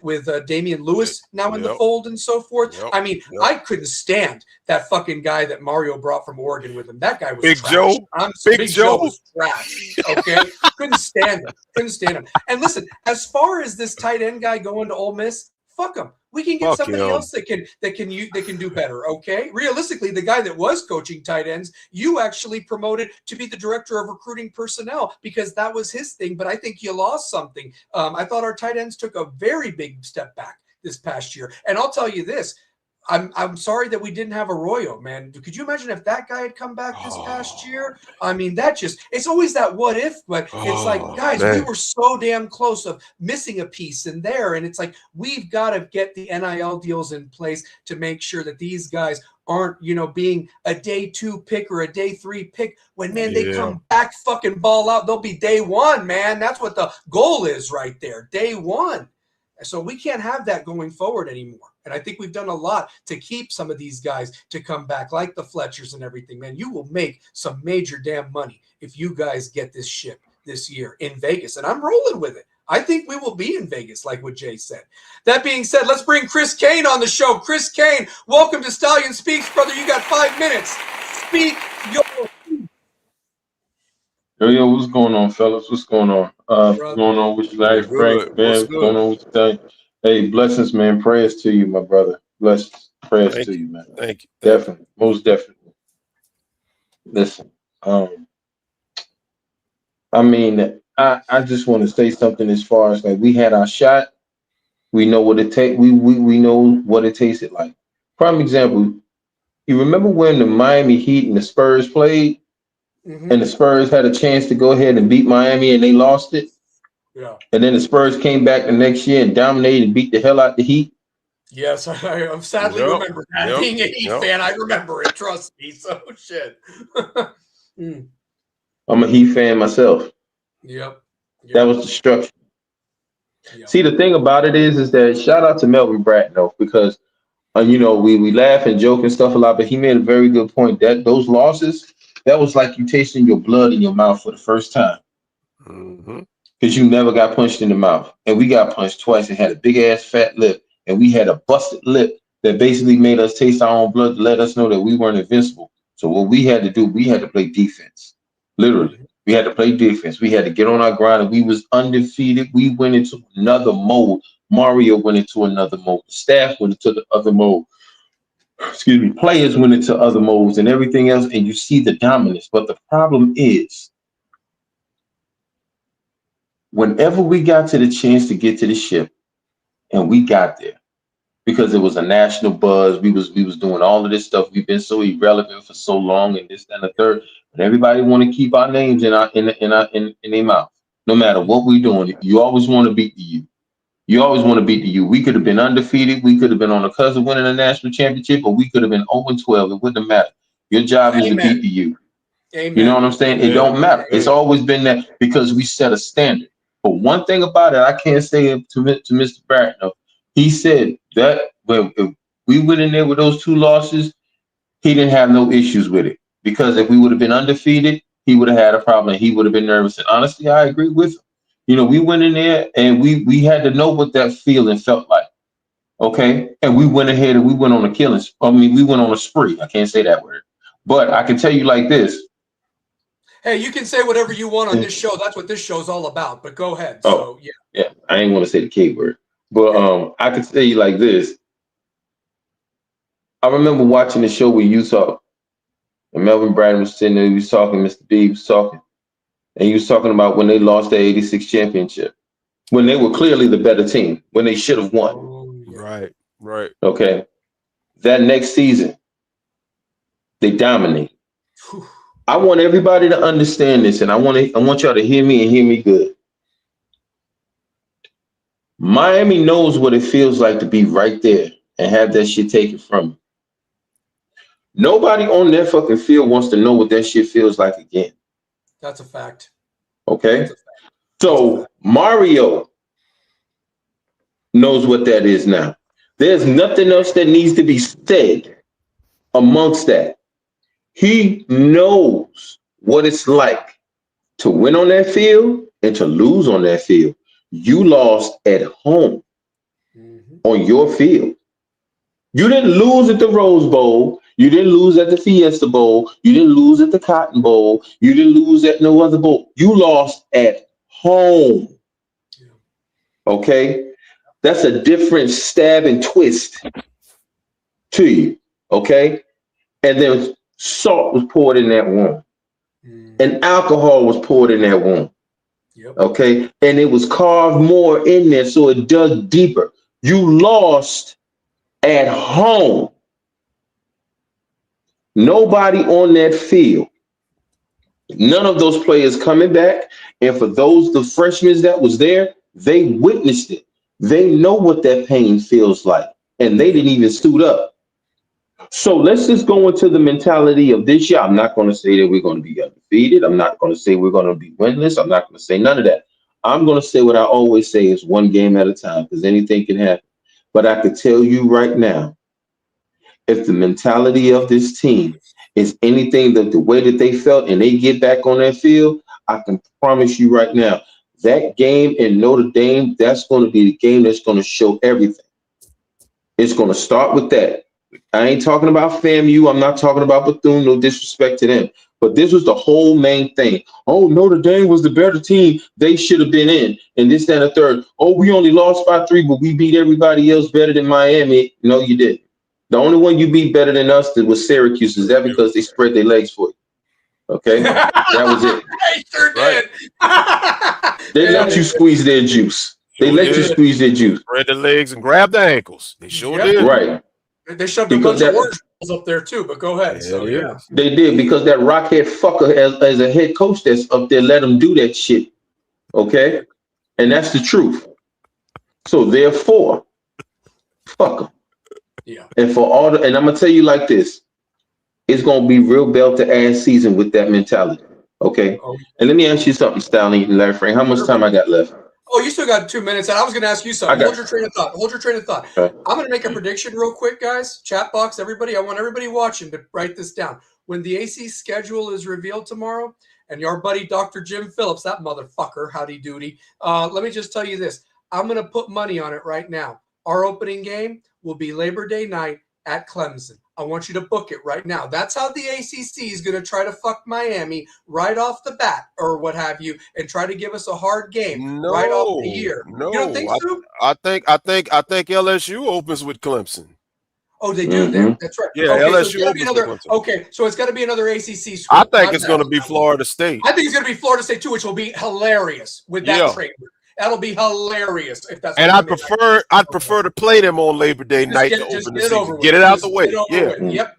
I agree. So thank you, Larry. I forgot that Clemson and LSU have that return trip. I didn't know that if they were some of the teams that have gotten out of these contracts or whatever like that everybody's trying to do. But I'm just saying that I could so see us being that. And that's funny. It would be actually a home game for us. But yeah, it's going to be interesting what the ACC does. But what was your question? I'm sorry, Chris. I interrupted that you had for me and Larry. So. No, it wasn't really a question. It was actually a point that you actually ran into, that y'all actually spoke up of Florida State. And here's something that I want to tell everybody, because I know there's some Florida State fans that actually watch the show. So I just want to explain something to you. And I'm not going to yell and scream and do all of that kind of stuff. But here's what I just want to bring you to some facts. Okay? Because when it comes to Florida State, everybody knows me on this motherfucker. And they know when I come with this shit, I am deadly with it. Prime example, I'm not going to say no names, but Mr. ain't been seen since. Okay? If you know. He did text me to tell me good season, so shouts out to him, but I'll leave it at that. Mm-hmm. Yeah. But he ain't been seen visibly since. No. Okay? So I just want to let people know something that's over there in that garnet and old color scheme over there, up there in Trailer Nasty. You can't talk shit to a team when you've only won 7 games in the last 2 years. Okay? You can't talk shit to a team whenever you have going on. You have a record going on, but you have a consecutive 3-year losing streak. Okay. Not to mention that was in between the space of you having a 10-3 and 13-0 season. And mind you, before that, you lost 4 seasons straight. Facts. Got into your little break and then went on a 2-year losing streak. You motherfuckers haven't won a game since y'all beat Cal. And they had a backpack somewhere in there too. Somebody told me it was Dora the Explorer's backpack. And wait a minute. They haven't won a road game in 2 years. I just wanted to throw that in. None at all. And also another thing for you. You can't sit here and talk about how we're that dumb that we lose at home. But the thing about it is nobody's sitting here playing anything in your stadium. Okay, they're reading books in the upper deck. Go ahead. You're reading. Then you got men up there in some tight ass drawers sitting there and trying to get a suntan, reading a book because he's sitting over there reading some shit from the Twilight series because ain't nothing else going on the field that's worth a damn. He's over there in some damn tight ass drawers with some glitter and gold glitter on his ass. Hoping he can ride on Edward's back. Hoping he can ride on Edward's back. Chris, pause. I gotta go there. Stallion, I gotta go there. Let me just get it out the way. They're trying to pass a white man on a donkey as an actual Seminole on a war horse. I'm gonna leave it at that. They are. You're such garbage. Oh my god. And then you got hey, let me throw this up there. And then you got the Gator guy taking the Gator thing off of the helmet. You haven't earned that thing.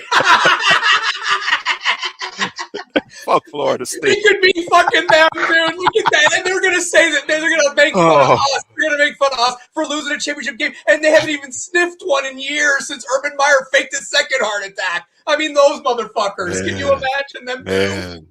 Florida has no room to talk. I don't. See, one thing about them though is that I really don't worry about Florida because Florida is like that person that comes around. It's like that high school sweetheart She was fine and everything when she was in high school, but now she looked like Beulah, the big blue whale when she comes back. So you only see her every time and time again. And also another thing that you can't say. See, the problem is that with us as Miami, we're the ones that actually went ahead and actually beat y'all in y'all stadium. And the problem that you calling us and that we're sorry is that, let's just be clear. The last time y'all played at the Rock, y'all got your ass whipped by Georgia. But let me ask you a question though. Who was the quarterback for Georgia that bust y'all ass 63-3? And I'm gonna give you a big hint. I'm gonna give you a big hint. He's the same quarterback that bust y'all ass at that Choke Campbell Stadium that you actually had renovated, but you're actually in debt to because y'all motherfuckers can't even fire your coach because you can't even afford to. Yeah. Yeah, and they're having super soaker fights and water balloons and Richard Simmons and all that shit going on over there. Calisthenics. I mean, it's a damn joke over there, man. And then So we can and I don't understand what it is because when I went against Devon Dudley, he was sitting here talking about how they're the best thing smoking out there and everything else like that. But here's the problem. Now you got people sitting up there. Right. But Larry Frank, but you got people up in the damn stands with gold dust and stardust and shit like that up there with them. And you're trying to talk shit to us, but understand something. Let me tell you something, little brother. Let me tell you something, little brother. I love it. Go. I understand. I understand why Florida took us off their schedule. Because we beat their asses senseless. And if you think I'm lying, look at the record. We're undefeated against the SEC. Ever since we went against Texas A&M, when we lost, when we had that damn bubblehead ass OC that we had. Ever the one since that was then, fucking the janitor Gaddis? Yeah, that's right. Yeah, he was yeah. fucking the janitor. Yeah. He was fucking the janitor or fucking a mop or something. I don't know what the hell he was doing, but he was doing something. But all I know is he was sitting there looking like a low budget Mr. Clean, but it didn't matter. But I can tell you this though, Stallion. Ever since then, we went when Texas A&M came to the Rock, they got their ass beat. That's the right. next year when Florida, we went to Gainesville, they got their ass beat. Then when Florida came to the Rock, they got their ass beat. We went back to the daggone to Kyle Field where we lost at the first time. They got their ass beat. Understand something. We went against Ole Piss. They got their ass beat. So therefore, understand when I tell you this. Just because you beat a low budget Alabama and a post trial Alabama doesn't mean anything to us. Because you, that fucked up ass pony, the Igor from Winnie the Pooh, that raggedy ass shish kebab, and that white dude that you got on there posing is daggone one of the guys from Pocahontas or Pocahontas himself. Let's get something straight. You can pose however you want, and you can talk as much shit as you want about Miami. But at the end of the day, you fuckers still don't owe us. You still bow down to us. You've never beaten us head to head, and you never led, and you never will. Understand the ass whipping that you're about to get this year is going to be very personal for Notre Dame, for Clemson, for the Tar Heels with their dirty ass feet that they got down there in North Carolina. Fuck them all. For everybody else, your ass is on a revenge tour. So you come in and you get in our way, you're going to get your ass put up under your eyebrows. You better get down or lay down. And that's bottom line. Yes, and also for the fans that's out there in Florida State, I just want to tell all you Pocahontas lovers something. The next time that you want to talk shit about us, make sure that Uncle Willie is on that program too, because when you sat there and was talking about the whole thing about winning in the playoffs and everything, we're the first team out of the big three to win, to go to the playoffs this year. When y'all went to the playoff system, let me ask y'all a question. Who whooped y'all ass 59-20 in the Rose Bowl? Bridesmaid that gets fucked by the best man and shunned right afterwards, Oregon Mighty Ducks. Quack, quack. Quack, quack. Anyway, Chris, just a little knowledge for everybody out there. Yes, sir.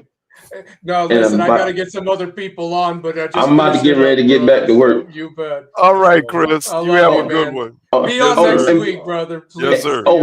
I will, because next week it'll be my birthday. That'll be my birthday. We got to wish you happy birthday. You come on. That's come on. I'm gonna send you. Let you be a panelist. Shit for your birthday. And go ahead, Chris. Go ahead. Oh no, go ahead, Larry Frank. Because I was going to ask you something. But go ahead. No. We got people in the chat that they wanted to find out about the Gaddis situation, and I have the actual article. I was going to read it, but go ahead on. Finish up. I was just going to ask you, if your boy wants some more of that ass whipping, I'm always ready. Because remember what I told you. I still got ammunition that I haven't even used yet. So if you out there, you ain't, I'm here. Go Canes. Go Canes. Go Canes. Go Canes. I love it, man. Stallion, before you bring in next guest, man, I see people, they didn't know what happened. So let me give some clarification. I have the article. Real quick, written on December 21st, 2023. So this was a little over 2 years ago. According to a report from the Baltimore Sun, 4 months before Maryland football hired offensive coordinator Josh Gaddis, a woman alleged he exposed himself to her in Florida. The case has reportedly been closed.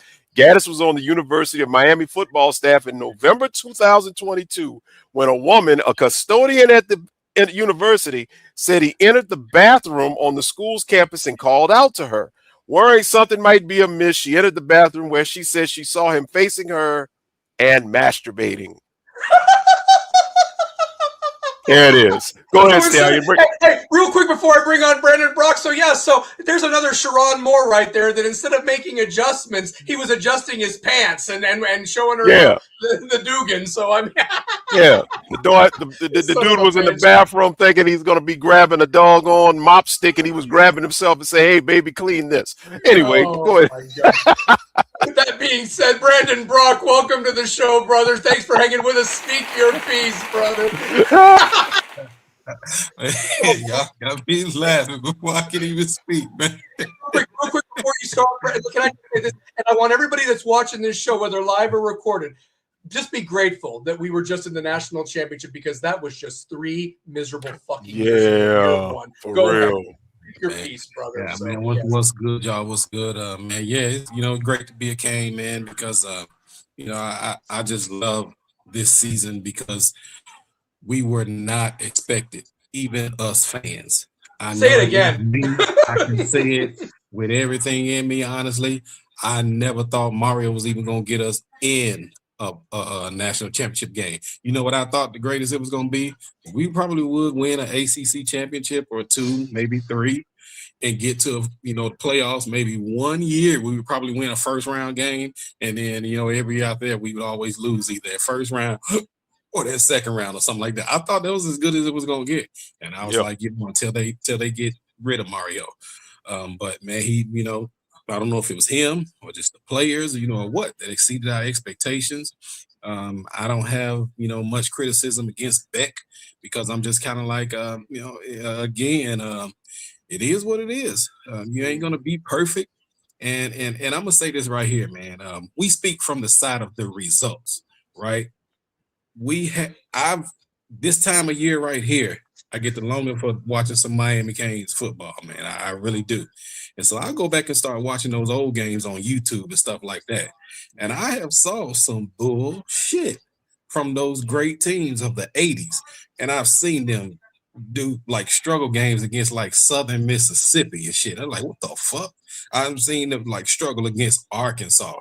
I mean, bro, we was in a national championship game with one of the greatest quarterbacks ever at Miami. And that motherfucker threw, 5 interceptions, I think? 4 or 5 interceptions, something like that. Like, it happens, man. All you had to do was run the fucking ball with the backs that you had, and you walk in on. And meanwhile, the cocksucker defensive coordinator you lost to is fucking kids in the shower, that piece of shit.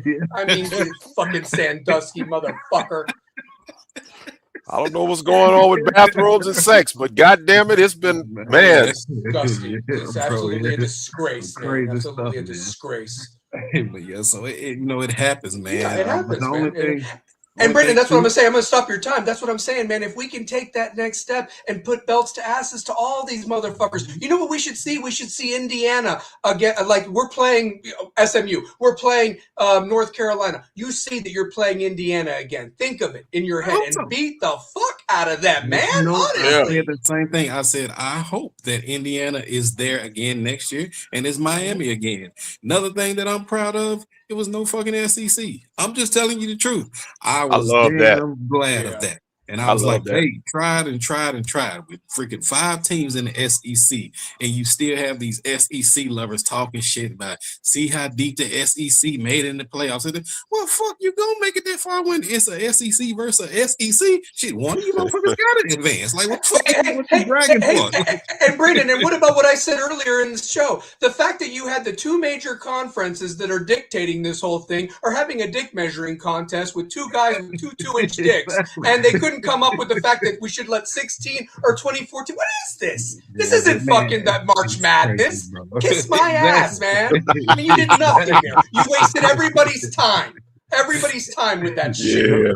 Only for Notre Dame to get a guaranteed spot. Get the fuck out of here. I mean, there's such ridiculous. To be honest with you, just to see it over the SEC team, I really would. I really hope that Notre Dame take another step this year. I really do. I hope the only game they lose this year is to us, and that is it. It will be. Get into that college football playoff. Bump one of them 2 or 3 lost SEC teams out the way. Stop, you know, fucking around with it. I hope Texas Tech. I was wishing, man, they would have gotten some guys in that transfer portal again this year, because I'm just sick of them trying to make it look like the SEC is just this top dog ass conference. When I'm like, no, all you've had is just Alabama and then Georgia. Like, this is kind of like pop-in bullshit. I'm like, other than that, the SEC, I get it what you're saying. If you want to say, you know, the SEC is the conference that has the most national championship teams in it. But at the same time, though, it's like, quit trying to make it look like these bottom tier SEC teams is better than a top tier any other conference team. I be like, that shit right there pisses me off. I'd be like, there's no way in the world, you know, like I'm gonna say Tennessee cannot beat Miami right now. It can't happen. No. Don't sit up here and make it look like this because Tennessee got their problems. They got their problems right now. So, well, I just get tired of stuff like that. But anyway, man, real quick, just to highlight this point real quick, they was talking about 24 teams. I heard. I was like, damn, I mean, like, what are they going to do? Put TCU Horned Frogs in there to get their asses whipped again? I mean, nobody wants to see that shit. Come on. But real quick, I saw that even though they shot down the idea of playoff expansion, they are gonna, and I hate that it happens like this. They are gonna keep that 1 G5 spot open, so they're gonna continue. That's confirmed. That's confirmed. It is. Yeah. The sacrificial lamb. Go ahead. And I heard that it is going to 16. It just ain't gonna go to 16. What is it? I guess next year or in 27 or some shit like that. It just ain't finna happen. They tried to push it up. Yeah. That's what they was trying to. They were trying to push it up, but they ain't gonna stop it from going to 16. Hey, and Brandon, and just think if they do, if they do go to 16 teams, I want you to think about this. If you win your conference championship, you know what I mean? There's no bye anymore, and now you're potentially playing 17 games. It's an NFL fucking season. Now. You gotta have stacked teams now to get through that. Yeah. Look at these teams that are left right now. We watched an AFC game where the starting quarterback wasn't even playing because he broke his ankle. I mean, you gotta have depth at all the positions, to get through a gauntlet now. I mean, well, real quick, and also last thing, and I'll pass it back to Mr. Brock. Next year, they pushed the national championship game back a week. The national championship game next year will be the equivalent of this. It would be tomorrow because the championship game next year is January 25th, 2027. That's what I thought. Yeah. So, And in Vegas. In Vegas. Like we mentioned about debt. Possibly injuries could be what wrecked us from winning the national championship. You know what I mean? Maybe a few more of our guys are healthy.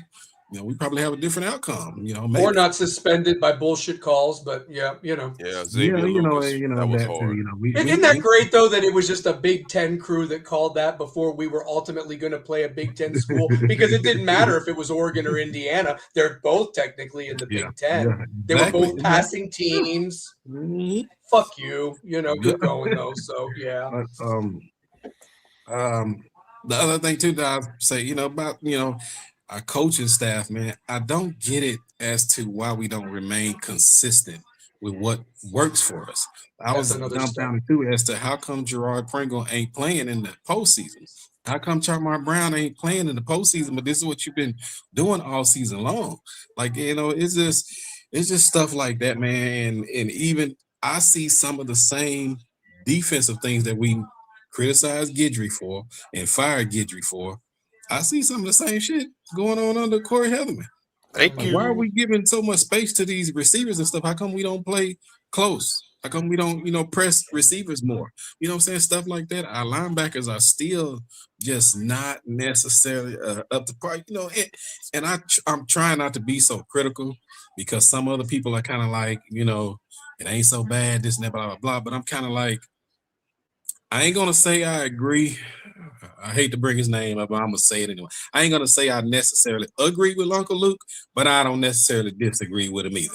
And I'm just being honest with you because I'm kind of like, how have Mario been here now 4 years and we don't have like a downfield receiver, or like how come it seemed like getting separation from defenders is still a problem? Is that like not coaching, or is this like the receivers just don't do that or some shit?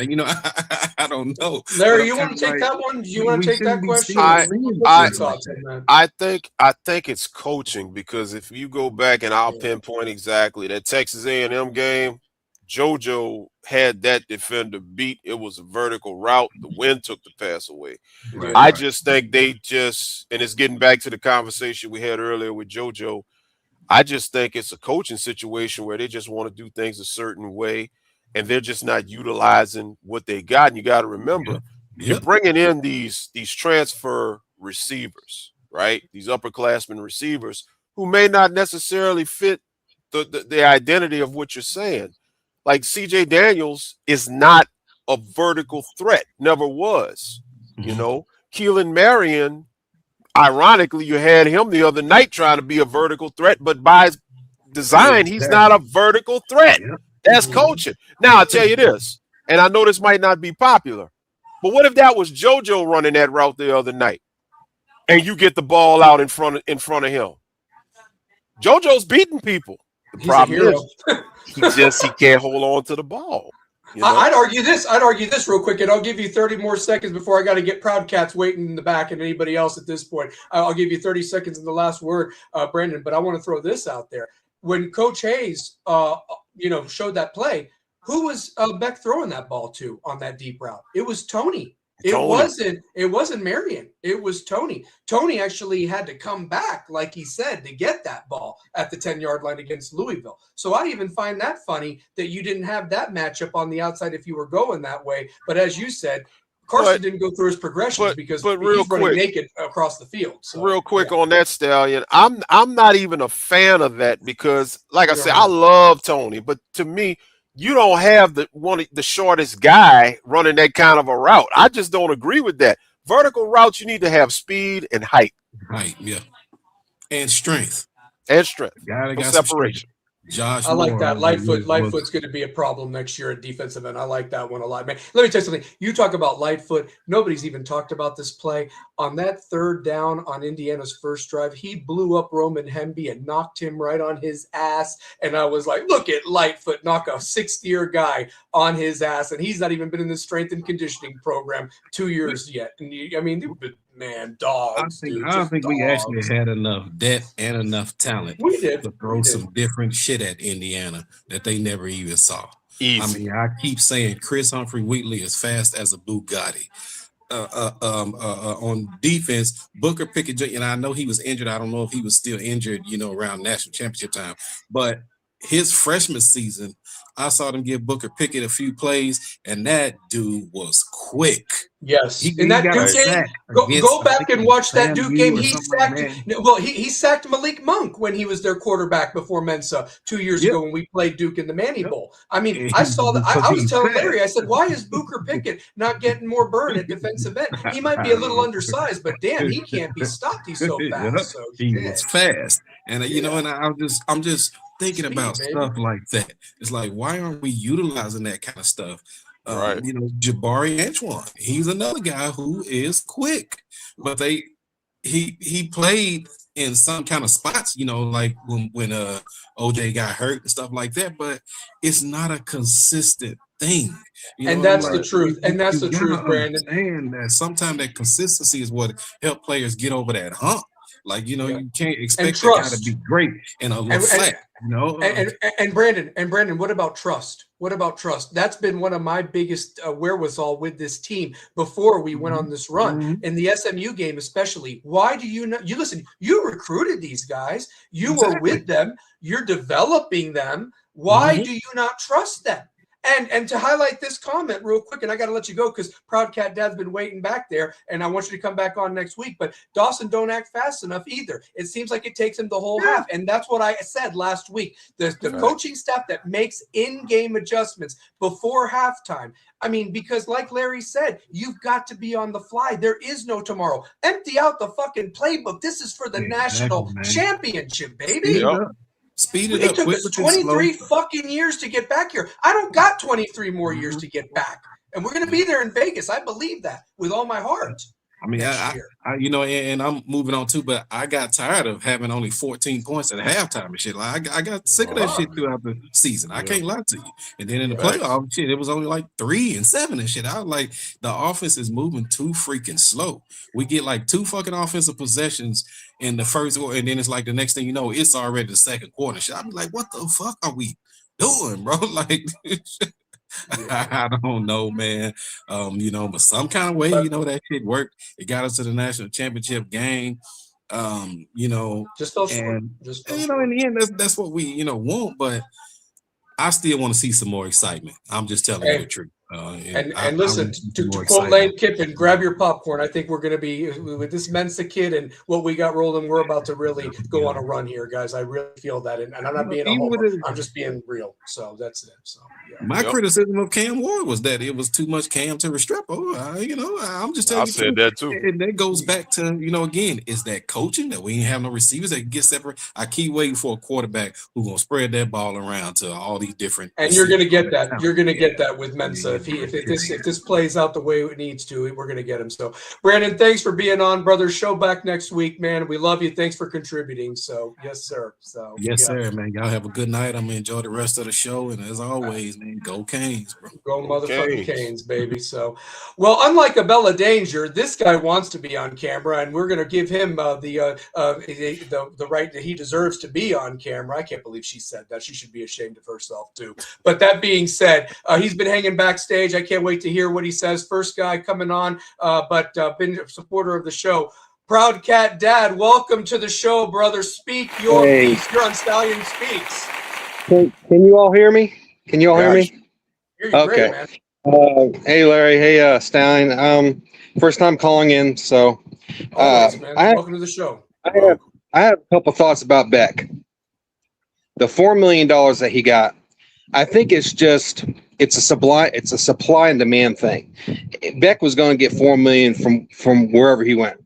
You know, when you have very few quarterbacks in the portal, you have so much demand, then basically the quarterback has the leverage and can pretty much set the standard.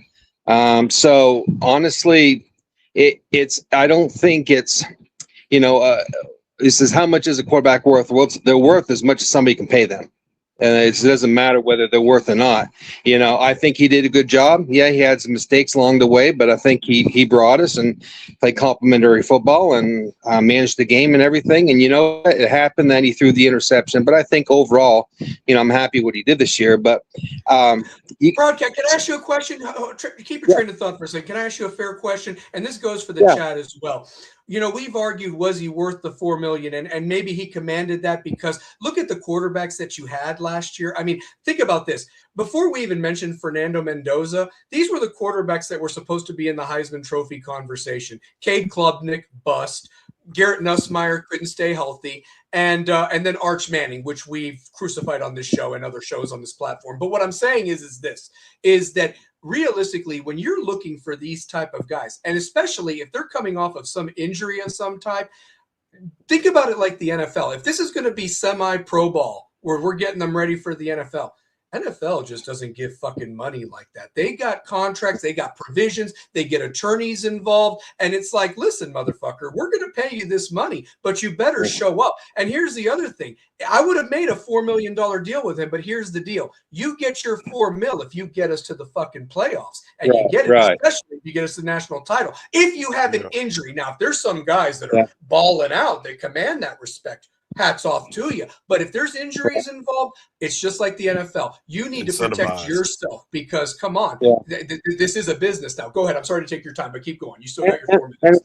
And as far as QB development, I think the era of NIL and transfer portal, I think the QB development, I think is just something of the dinosaur because you're going to have kids that whether they're 5 stars and they come in and they play a year, you pay a whole bunch of money and then they transfer, or you get people that you put time and money into it and then they transfer anyway. So I think you've got 2 choices.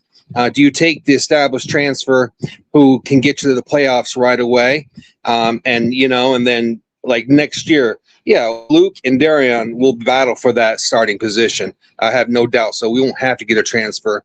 But do you go ahead and because they're gonna transfer however they want, whether you play him and then the other guy gets jealous and he's not getting his playing time, takes his ball and go home and he leaves, and then Judd leaves, and who knows, somebody could have a great year and transfer anyway. So you don't know what's going to happen. Let me say this real quick, not to cut you off. Pause this time. I want to get this out. Pause this time. Yep. Mensa is coming in with 2 years of eligibility left.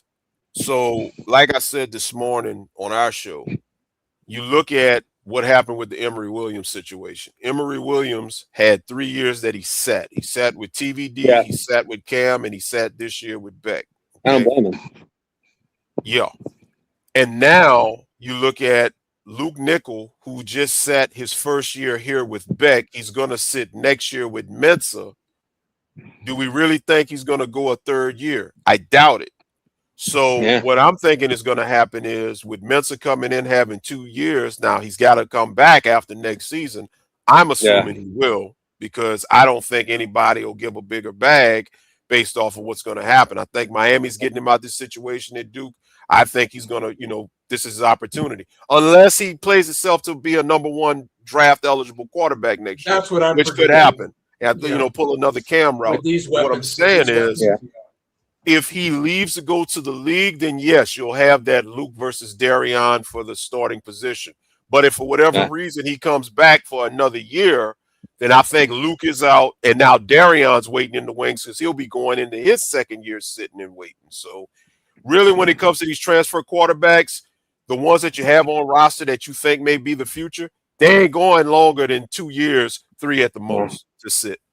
And I think you just got to make the decision as a team. What do you want to do? Do you want to go with the people you already have and unproven and maybe take a step back and win 8-9 games, but have that development and then go with it next year?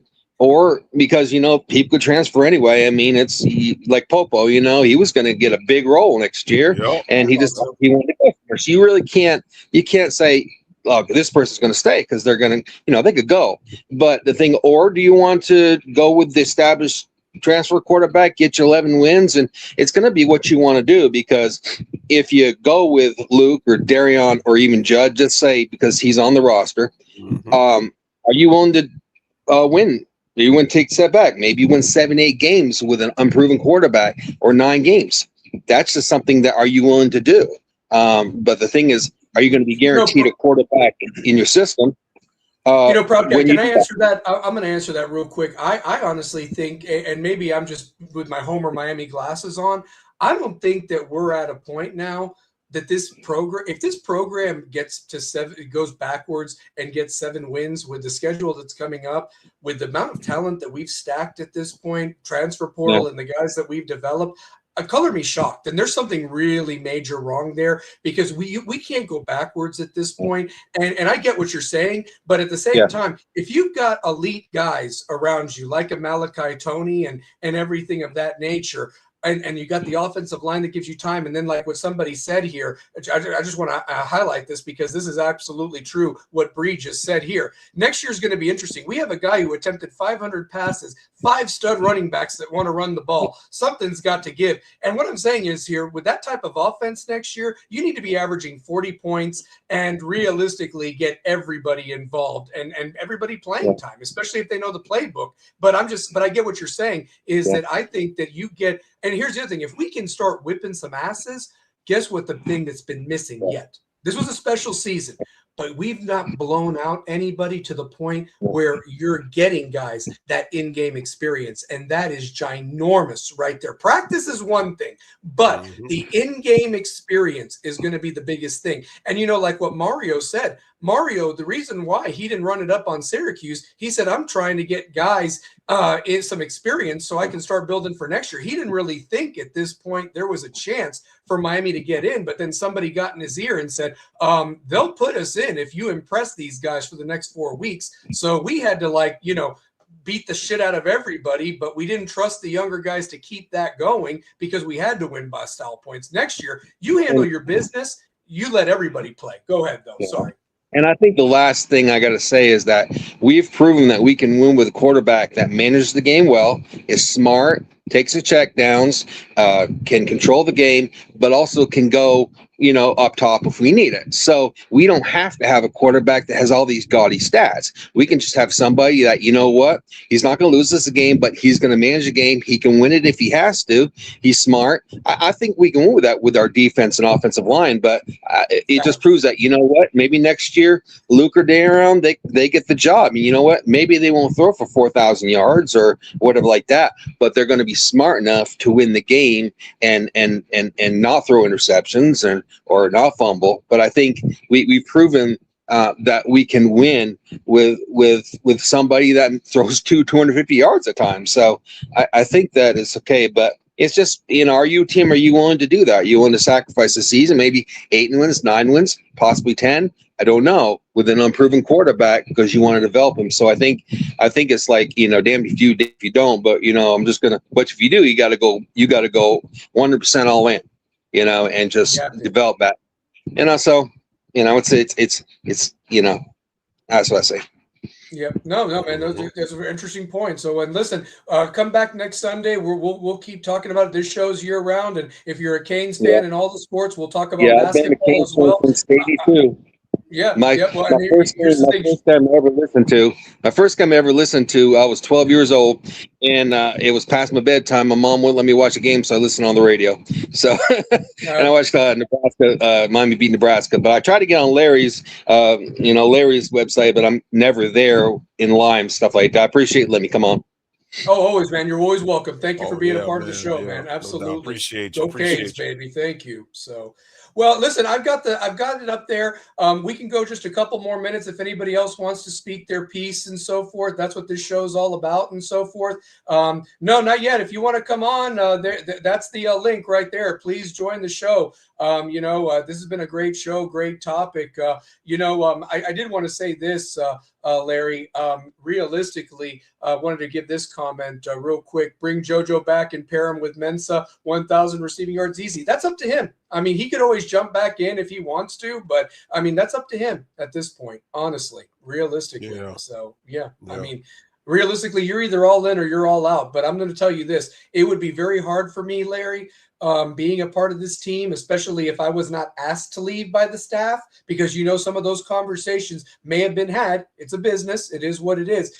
But unless it's not me being forced out, my ass will be working my ass off in the weight room, get stronger, get faster, and get ready for spring ball. I mean, that's just that's an old school mentality. We're different generation. You just beat me to it, because that's where I was about to go. You're talking about a new generation of human. I ain't gonna just say player, but human, because it transcends football, that this new generation, the entitlement. It's all about entitlement.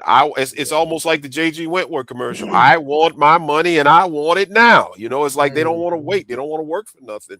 And I think that's what you see with a lot of these young athletes. It's like if they can't get the opportunity handed to them and gifted to them, and they don't want to put out half the effort, they're out. And that's the thing. You saw the work ethic with Bain, and you saw, Francis Maui Noah and the younger guys, Malachi Tony. When's the last time you seen a 17-year-old?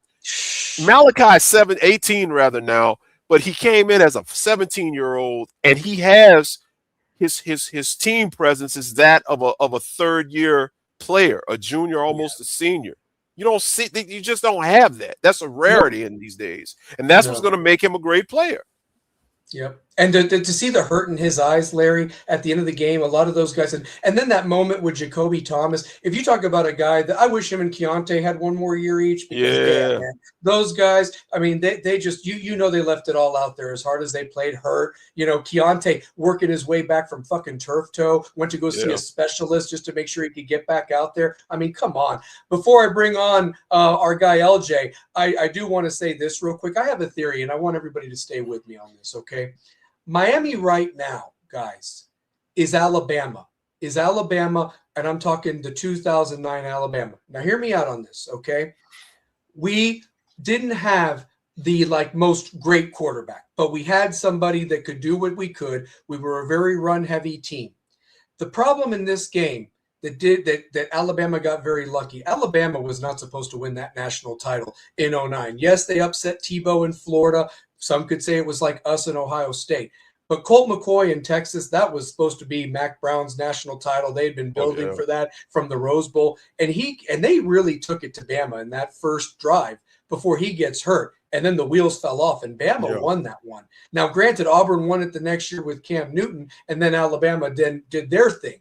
But my point is this, guys, we just didn't have the luck of Mendoza getting knocked out of that game, because if he had gotten knocked out of that game, it was him over. Being their leader, I mean, I don't care how many eyebrow raises and nostril snize and ball grabs that Cignati does on the sidelines to get memes. I'm just saying that would have really – he was the heart and soul of their team, and they went as far as he went, and just like that Texas team. So that's what just was Miami's bad luck right there, because frankly speaking – weren't we the team that was supposed to get blown out? I showed all those sorry son of a bitches that with those stupid scores that they were predicting, they should be ashamed of themselves. They're not even people that watch football. If you paid attention to Miami, even when we had the Swiss cheese defense last year, we weren't getting blown out the way that they predicted Indiana was supposed to take us out Monday night. But with all of that and being a 7.5 point dog, we still fucked the spread up, and I loved that. My mistake was I didn't bet the spread. I went the whole shebang with the money line.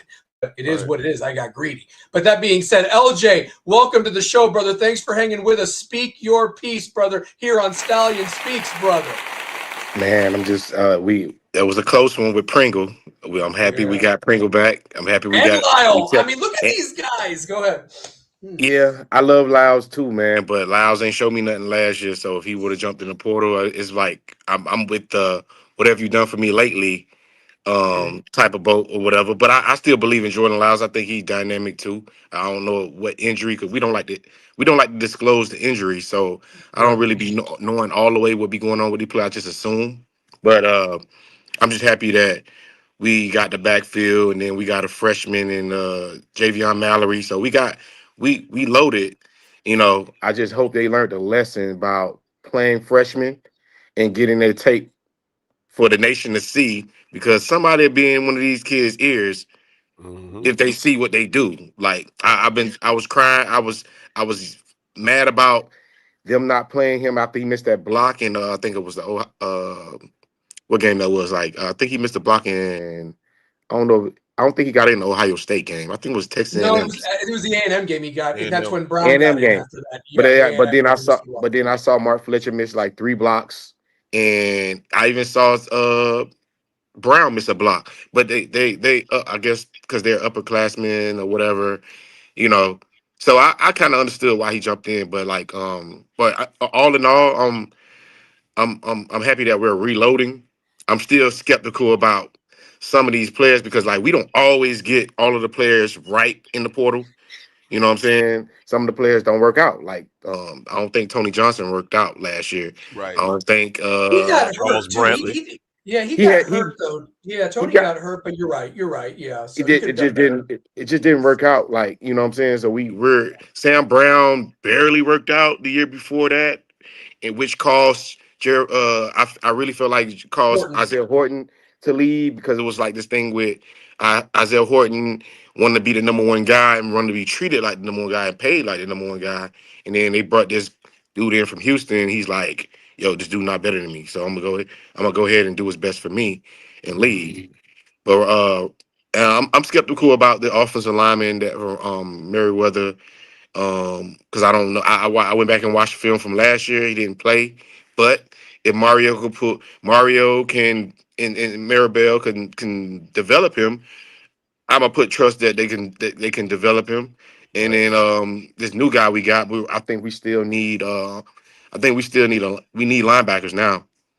Yeah, We need yeah. linebackers I now. mean, yeah, because Kamal Bonner, they had a lot of hopes for him. He was injured early on, played a little bit late. And then like I said, I love Traore and Chase, but the thing is, the reason why they're still here is because they had that loophole with the injuries. You know what I Yeah. mean? And so, I need guys that can make it. And look, it's football, it's a violent sport. Shit happens. Somebody can roll up on you. You can get hurt in practice. Bullshit happens. But what I'm getting at is you need to stack chips and make sure that you guys got everybody prepared. They know the playbook. They know what's expected of them. That's my only thing. Now, I will say this. The offensive linemen that we've brought in these last 2 years, these dudes, you just look at them. They worked out. They look the part. Yeah. They look They the worked part. out. There's a reason why Tommy Kinsler and Plock and the other guy are leaving. I mean, look, no disrespect to them.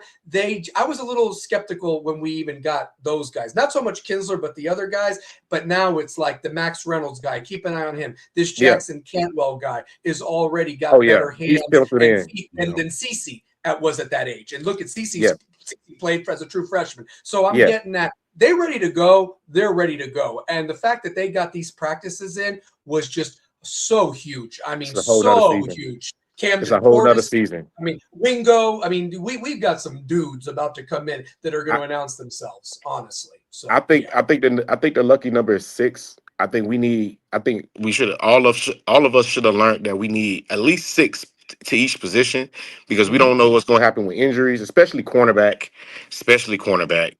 We need the rotation to be more like 5, but we need or a everybody. bullshit suspension that happens because a referee crew and the ACC is notorious for fucking us. But yeah, keep going. So yeah. But like I mentioned on the show before that I was skeptical about Ethan O'Connor. Just because me personally being from South Florida, I rather DBs like especially cornerbacks from South Florida. I rather our guys more than going out of state and get a guy from Washington State and bringing him to Miami. That really didn't make sense to me or whatever like that. Like you might as well should have just played what's his name? Jabari Antoine. You should have probably just played him there. You know what I'm saying? Just had him in the He's mix a dog. earlier or whatever, or He's a something like that or dog. whatever. Yeah, And he's a dog. I'm not So, taking nothing yeah. away from Ethan O'Connor or whatever. Like I'm happy that he's a part of the team or whatever. But y'all saw they took advantage of him. They went after him.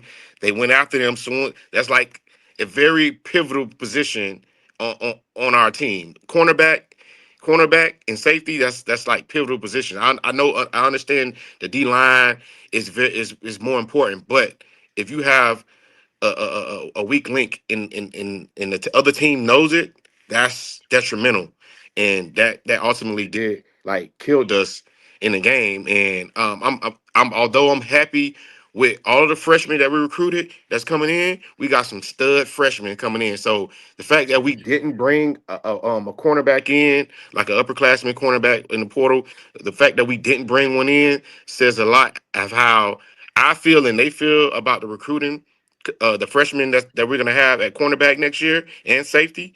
So, and I think that everybody else who we got to prove this. Even Thornton from Boston College, you got to prove yourself. You got to Oh, step he's a in. hitter. He's You a got to hitter. step, So but he got to yeah. step in the role. I watched film on him, and he doesn't play like Jacoby. He's not. We're not getting Jacoby Thomas. He's a hitter, but I saw them play against Louisville and Isaac Brown. had a field day. He couldn't even catch him. So Yeah. he has to step up in our system. Maybe he could play better in our system, but we got a I'd even lot of say that Nebraska defensive lineman's got to do the same thing because he was used really badly in Matt he Rule's defense over there. Like apparently they say that he lined up in their 3-4 and he was just like the cleanup guy, and that's why his stats aren't flashy. Well, it's like, well, we need to use him somewhere where we can, he can hit somebody and be used to his strengths in this system. Go ahead though. So look yeah, look Right. look at that guy like a rotational guy. He's not gonna be. I don't think he's gonna be a starter. Nothing against him. He's not gonna be a starter. But I do like his size. Dude's about 6'5", 6'6", and he's playing the interior. Might be more a 3-4 guy because of how tall he is. But that's how they had him. our D line is sick. I'm loving. My favorite player coming in next year is Hayden Lowe. I can't wait. I'm just waiting on him to step in that Ruben Bain spot and handle his business. Wilson should have been here 3 years ago. Wilson I hated that we lost him out, but I'm glad he saw the error in his ways, and he's going to ball out this year. Wilson going to be our Mesidor. He's going to be more like our is. Mesidor. But I think Hayden Lowe will be Ruben Bain 2.0. Lowe, I ain't gonna say 2.0. I'm not going to disrespect Ruben, but he's bigger and faster and longer than Ruben. But I got to just see where his heart and determination is, because Ruben Bain heart and determination is unmatched. It's unmatched. So, but Hayden Lowe, I'm very intrigued by him. So I feel like our D line is coming back with Moulton and hopefully Justin Scott. Justin Scott puts it all together. If Justin Scott puts it all together, they in trouble. But I think even still, with that being said, we have at least 6-7 defensive linemen that we can rotate in just from off the guys we just named. You know what I'm saying? So Lightfoot's another 5-star that I think is going to take a big step this next year coming up. I do. Lightfoot. Yep. So we're gonna be solidified. I'm just really I'm worried about linebacker because even though Chase, you mentioned Chase, we needed Chase because Chase rotated in. We was really like 4 or 5 linebackers deep in the rotation. Now we lost Popo.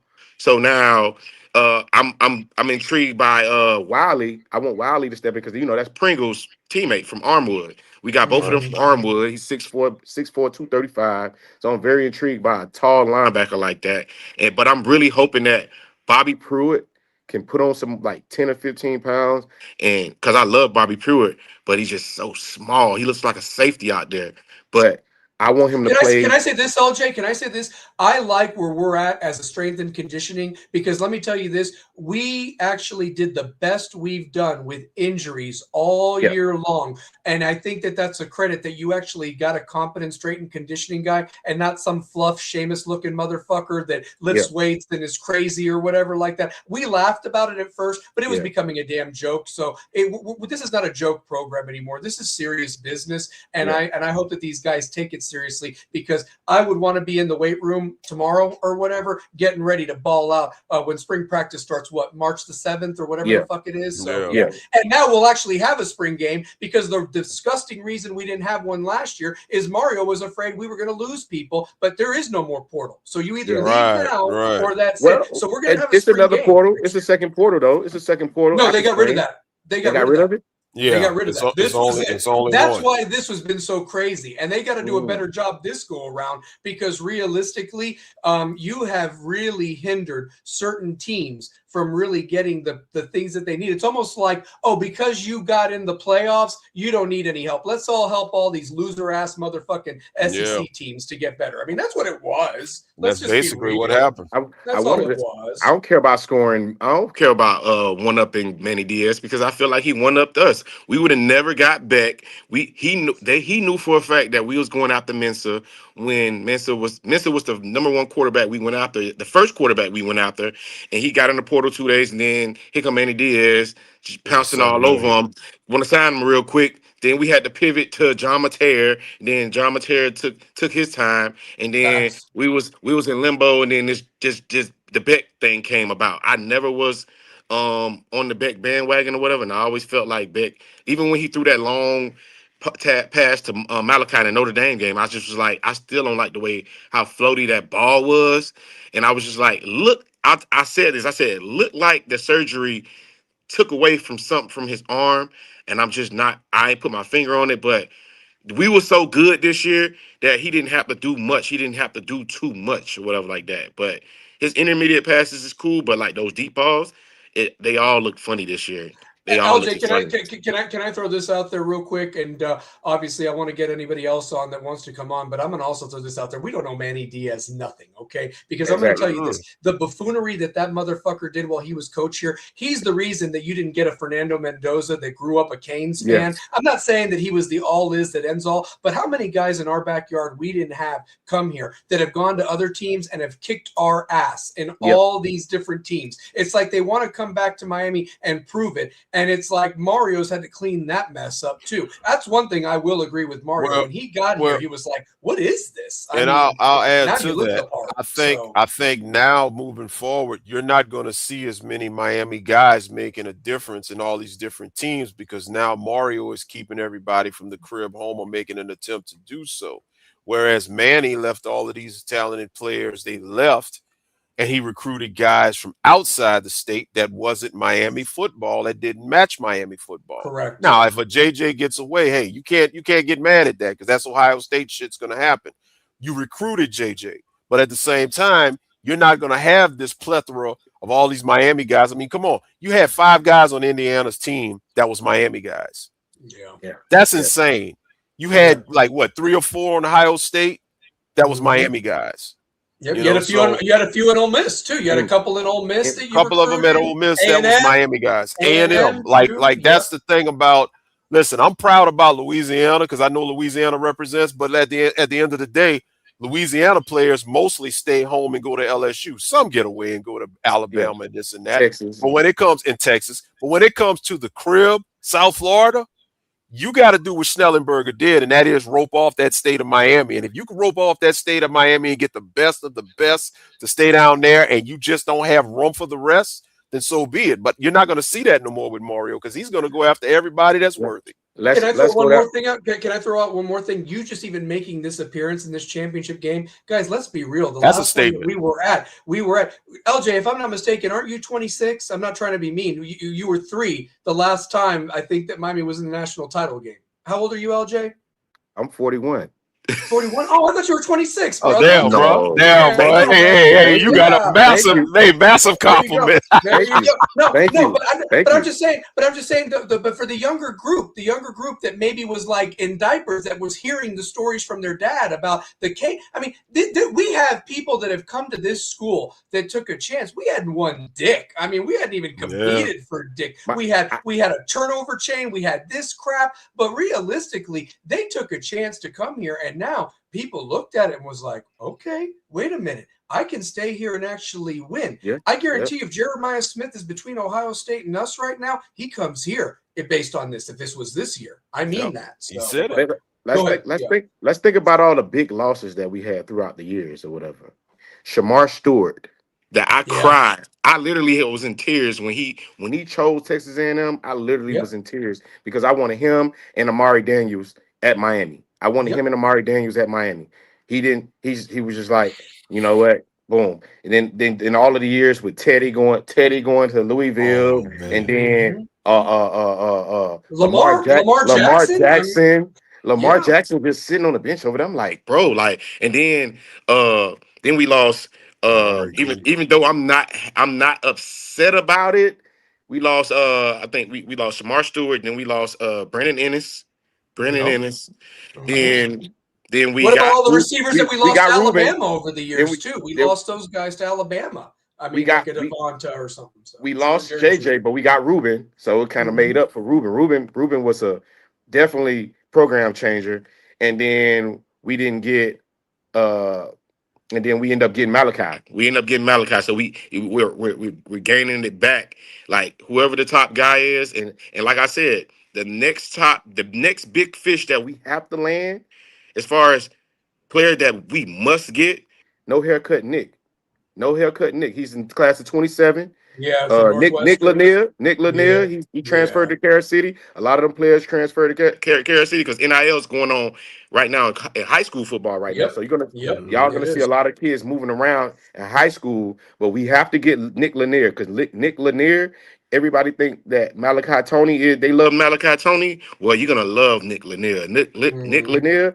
We can't miss out on Nick Lanier. And look, and what about The That big receiver who, offensive lineman. The big the offensive receiver who lineman went to too. the receiver who went to Syracuse. What about him? Like we didn't want him. Like we just gonna let Fran Brown take him. Like There was something there. There was something else that he's going to get to play basketball up there. Not that I mean, he look could at have sat Miami's the bench. basketball He team. could have sat the He could bench have for played with Pat Miami. Like Lucas. Yeah, I he mean, ain't gonna do nothing but go over there and sit the I don't know. bench. Like he not I gonna don't really. know. Let's be real. Like his sport is football. Let's be Yeah, real. Like we could have let him sit the yeah. bench for Miami, but maybe they told that kid he can't play both two sports. I know when I was coming out, the colleges told me that they didn't want me playing two sports or whatever. Like they said you're gonna have to Yeah. pick one, and I was like, dang, like I could get two scholarships, but it was like, no, you're gonna have to pick one, and I'm like, that's BS. You know what I'm It's a saying? different But era, brother. It's a different era. but Like we we're can't all miss in on that same era. So we yeah, can't I miss agree. we can't miss out on a Nick Lanier with the next cycle or whoever the Nat Moore Trophy winner is. We cannot miss out on them guys because those are the guys that we got Facts. to get. We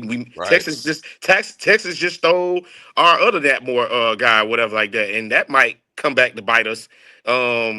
What's his With name? the big running back, The big running Cooper. back. Yeah, he's Yeah, gonna be Cooper. he's Yeah, gonna be yeah he's gonna be yeah. dynamic. And And then honestly, I mean, I like Mallory too. I would have loved to have had them both, but this running back room is stacked. I mean, I love Yeah. it. I absolutely Loaded. love it. But you're right. You're right. I mean, and here's the other thing too. We're going to get that big offensive lineman who's number one for the next year's class. I mean, the fact that you got Max Reynolds last year, Jackson Cantwell, and a bunch of these other guys that can play. I mean, they are getting the guys. And like, look at listen. You talk about crying. I was mad when Damone Wilson went to Georgia. Him and Mbemba. I would have rather had them two come with Bain rather than them two go to Georgia. And we got fucking Jaden Wayne, who was an IMG guy from Oregon. You can do better than that, man. And I've never even heard Jaden Wayne's name ever again. But that comes from Mario because Mario coached at Oregon and he did recruiting in the West Coast and he's trying to bring all these West Coast players. Even though Hayden Lowe is from the West Coast, he went to Oak Christian Academy. No, he's Hayden a Lowe's a beast. dog. He's a No, he's a certified dog. beast. Hayden Lowe is a certified beast. Like There are he some is a programs beast. out there. There are some programs out there like John Bosco, Bishop Gorman, where Lofton came from. I mean, there are some teams out there that I would take some guys from because they're dogs, and those are factories. And let me tell you something. This past year, unfortunately, they kicked our ass in the against the Florida schools in that showcase that first weekend. And that Maryland team, we should have been getting them players off that Maryland team. Because we got Aquilini Muhammad. The Matha. We got the Matha. the Matha. We needed to get those kids right there. They something serious or whatever. They're definitely something serious. But linebacker is linebacker, and I feel like one of those cornerbacks is gonna step up and even surpass Ethan O'Connor and Jabari Antoine. I think the freshman cornerbacks that we got coming in, Camden Portis. they're gonna be they're Camden Portis. Camden Portis is gonna be a nickel. He's gonna be like a nickel. He's gonna play with Keontae Scott play. He's gonna be like that type of deep defensive back.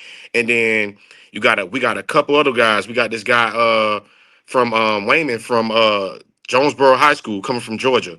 Kid's a playmaker. He ain't that big, but he's a playmaker. And then we got this other guy who played at South Dade. South Dade. And he's a 6'2" corner coming in. We got some cornerbacks coming in, and then we got a safety from that Jonesboro High School too that can get in the rotation this year. But I'm mainly worried about linebacker because we lost guys, and we got the only guy we had played this year is Muhammad Torre. Then we got Bobby Pruitt. He has playing time. And after that, it's gonna be Wiley. It's gonna be Amari. What is it? The linebacker that got into trouble? He got in the accident. He had a bunch of legal trouble. This year. He wears number 34. His name is Amari something.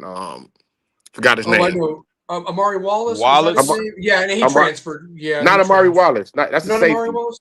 Not Amari Wallace. His name. He plays linebacker for us. He's number 34. He got in a car accident. I think he hit somebody. I know who you're talking about. But he plays linebacker. But he plays linebacker. Yes, he plays linebacker. He's up.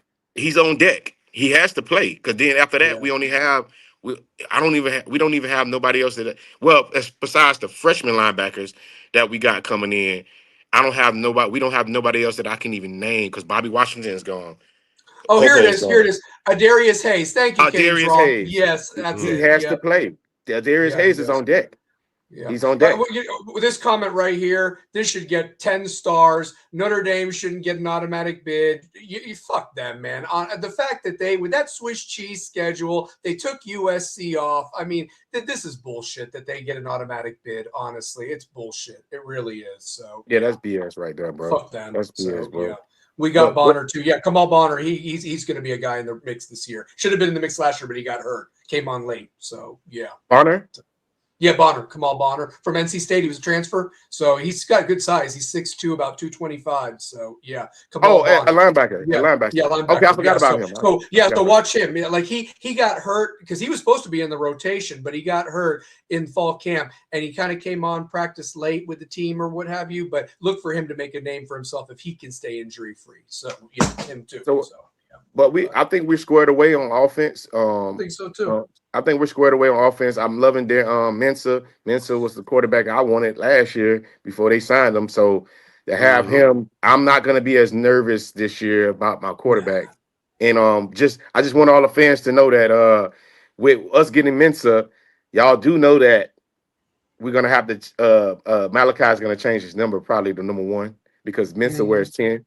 Mensa wears 10, and then JoJo is gone. So, I look for Malachi to change to number 1, even though y'all we fell in love with the 10, but Mensa wears 10. So, for sure. Yeah, but if he doesn't get a chance to enroll, which I think he will get a chance to enroll, I just look forward to seeing Luke Nickel, a lot of Luke Nickel and Darion Coleman, and even what's his name, the other quarterback from Philly, Judd Anderson. Big Judd, yeah. He was a scout team quarterback, so I'm looking forward to see what they got. And I'm going to say this, LJ, that's what's going to be the next step for this team is that we absolutely, what made those 2000 teams so successful was not only the talent, but we put belts to asses in the first half, that those guys had their shoulder pads off in the second half, and the next group was ready to go to prove their point. And that's what we need to get back to be absolutely, we're here. We're in the conversation, but for us to be that dominant, don't fuck with us, piss going down your leg when you see us, when we come out on your field, you don't even dare throw that fucking U down. That is the next step that we got to take. That's the next step.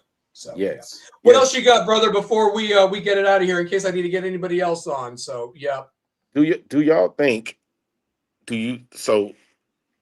how much do you guys like Brown over Pringle? I feel like Pringle should be at least the second running back this year, because I still feel like Pringle has the best vision out of all our running backs still. Like I know what Fletcher did. I love Fletcher. Fletcher is the starter by far. But it's gonna be times when Fletcher have to come out after we run him so much, he gonna need a breather. And I feel like that should be Pringle. You know what I'm saying? And I know Brown can block better, but I really look at Brown like a Quantrell Hill.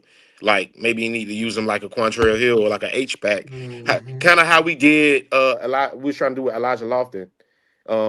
He need to be used like that, because I just feel like we'll do better with Pringle running the ball than we would Brown. Like Pringle doesn't have fumbleitis. Well, and I think honestly, to be honest with you, that's I'm going to highlight this comment real quick, because Kane's Raw has really been bringing it tonight. He's still worried about the offense because of Dawson and the player personnel rotation at wide receivers and running backs. I'm going to tell you this, man. If this motherfucker Dimples can't get it together with this type of personnel, man, I'm telling you. I mean, again, like read the room, call the plays for the guys that you get them in space. Use their speed, man. You know, I mean, what the fuck are we doing here right now, man? This is easy. This is NCAA football type of shit, you know. So, but anyway, I got to get you off because Lakers all day is about to come on, brother. LJ, please come back next week, brother. Thanks for coming on. Love you, man. No problem. Thank you. No problem. Lakers all day. Thanks for sticking with us, man. You are on Stallion Speaks, brother. Brother, speak your piece. All right, what's up, man? You know what I'm saying? Everybody was sad, or I was sad, you know, when Carson Beck threw that interception, because he over here said down to the hike. He looked to the left, and that's all he saw. He didn't saw nobody on the freaking right side of the field. He was only looking at one guy, and that was the number 0. So I don't know what he was looking at. It just kind of hurts, you know what I'm saying? Like, you get this far, and then you had a chance to go down there and score, and you had 51 seconds left on the clock. you know, and the That's first what play that's you what pissed have. me off. I'm going to stop your time right there. That's what pissed me off so much. It's like, heaven forbid that you Mm-hmm. catch that and you left 38 seconds on that fucking clock. Not that our defense couldn't stop it, but if they're back shouldering our ass down there and that kicker of theirs, whose groin injury was magically better, kicks a 50-yard field goal and beats us 30-28, that would hurt me worse, to be honest with you. The fact that we finally take the lead, but we left that much time. Again, it was just a bad. You weren't managing the time correctly. That pissed me off. Go ahead, Lakers all day. Go Yeah, ahead. but I think that's on the quarterback because you know what I'm saying. Like, I understand it's like you don't have no timeouts, but you know, just like what Tom Brady does, or like saying like these freaking NFL quarterbacks do when they have all that time, what they do, they pass it to the short routes and low key the wide receiver gets out of bounds. You know what I'm saying? Like, and you could low key run a no huddle and then spike the ball. You know what I'm saying? And try to get some more yardage just by spiking the ball with the freaking no huddle. But that's what I'm saying. Like, the awareness of Carson Beck and the offense is what's lost us the game. Yeah. And the special teams. But Oh, I'm pissed gonna off. say it's the quarterback and the OC that cost us the game because you know if we had Cam Ward, that's not gonna happen. If you have you know, a quarterback that knows what he's supposed to do instead of getting nervous and getting down so just because he made crucial mistakes in the game.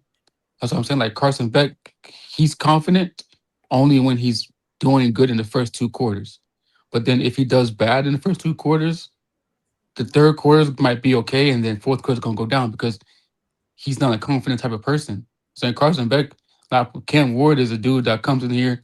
He doesn't think about the bad. He thinks about the good and the positive. That's the difference between those quarterbacks. So Can I want to stop. I want to stop your time real quick. I want to highlight this comment. Bauman lost us the game. No effort on that punt. I'd even argue on those catches. What weak shit. You're supposed to be this big motherfucker, and you let some small guy dislodge that ball from you, man. You get your hands on that. You bring that shit down, man. He was a total fucking waste, that guy. Honestly, he yeah, can get the yeah, fuck off Eddie my field. said Evans, Real yeah. quick, somebody asked me, Stallion, Larry, at the very moment, who's our starting offensive line? Well, it's looking like Rodriguez is going to get a sixth year because of his injury, so he'll probably be our center. I like Pancake and McCoy to keep up with the guard spots. Jackson Cantwell's probably got one of the tackle spots, and we'll probably either roll with Merriweather or Max Reynolds, to be honest with you, a guy they have a lot of love for. That's who would be my starting line. LJ as well as in that mix. Real quick, I go left to right. I'm thinking Sampson left tackle, McCoy left guard, Rodriguez center, Merriweather right guard, and Cantwell right tackle. That would be my starters. I like that. And if Rodriguez gets hurt again, look for SJ, who they were running at fullback this year. He's going to be the center of the future. And this is the first year they actually said they're not going after a center portal guy, which is huge. Which tells me they're banking on Rodriguez. So, getting that 6 year. Go ahead though, Lakers all day. My bad. I just want to answer that question. Yeah, and no, you good. So yeah, I think the OC got to go because you know what I'm saying. Like we was talking about him 3 years ago when he got to go. You know what I'm saying? Like yes, I understand you.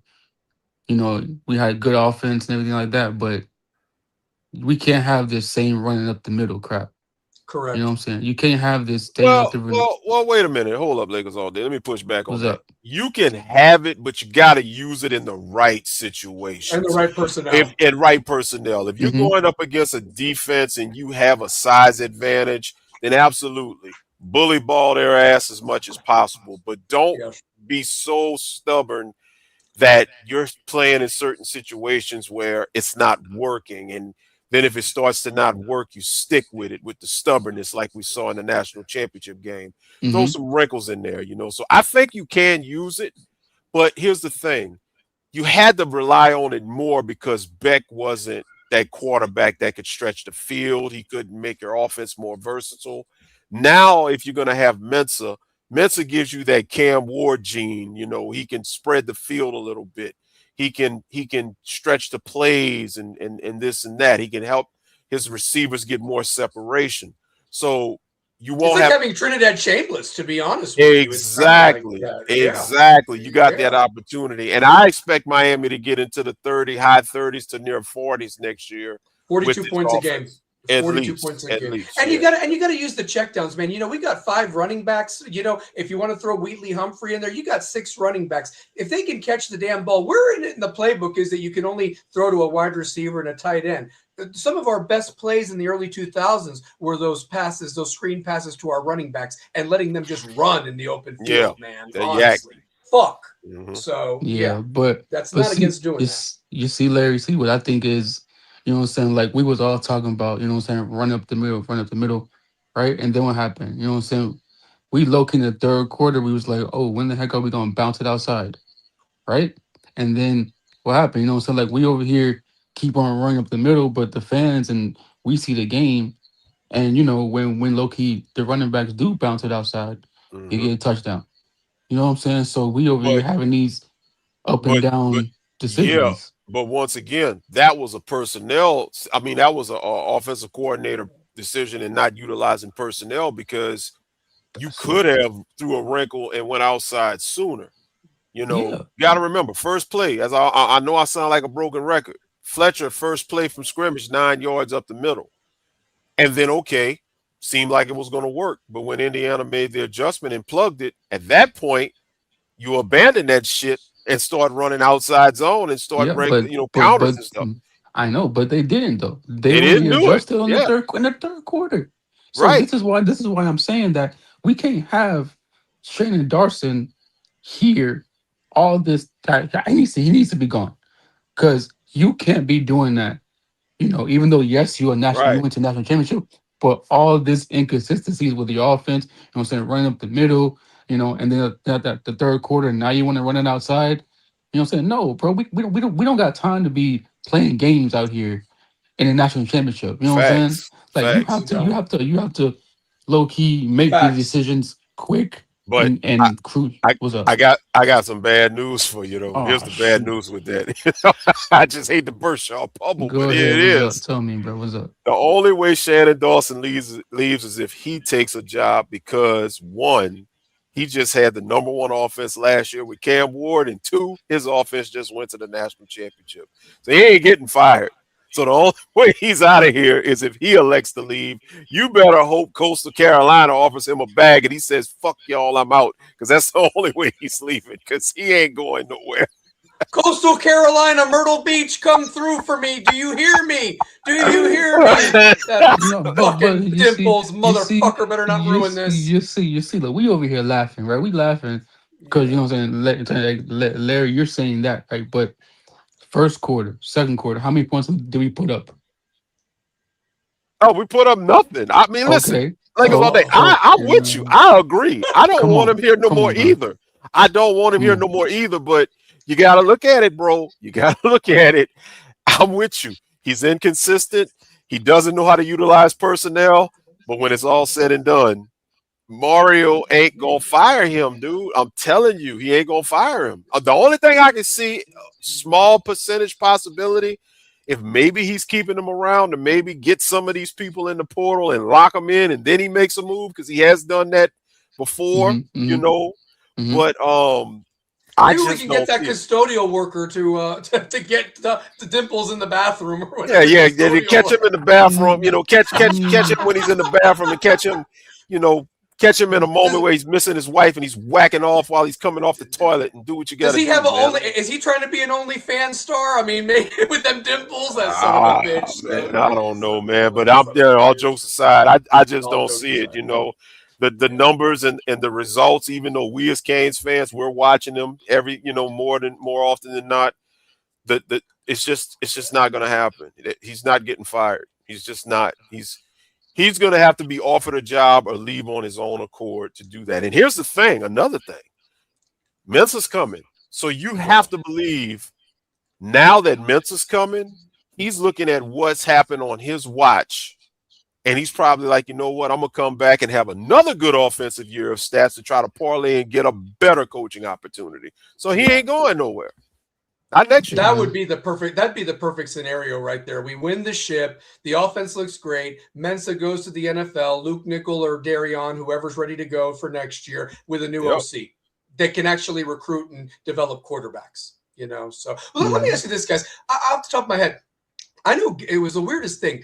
Gaddis, when he was here that 1 year, was the wide receivers coach. And so then they brought in that guy who was at Appalachian State to be the quarterbacks coach. That didn't work out. They both were left. And then we bring in Dawson, you know. So does Dawson work with the quarterbacks? Is that his specialty? Like, I'm just trying to think about this. Like, because Beard does the wide receivers. We got the guy that does the running backs. Tight ends coach just left Ole Miss, but that wasn't a loss. And then Marable does the offensive line. So I assume that he works with the quarterbacks. Yeah, so. your OC normally is the one that works with the quarterbacks if you don't have a designated QB coach. So yes, he does. Okay. Well, you know, I just didn't know what he played in high school or whatever like that. And that explains. And Dawson was a quarterback in high school. He did play quarterback in high school. Well, that's probably the only good thing about him then.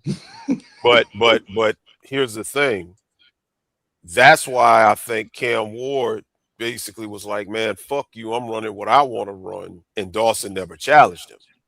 You know, why would you? It was results on the field. Canesraw wanted to know, what if Mario did let Dawson go? Would you be all shocked or asking questions? Can I be honest with you guys?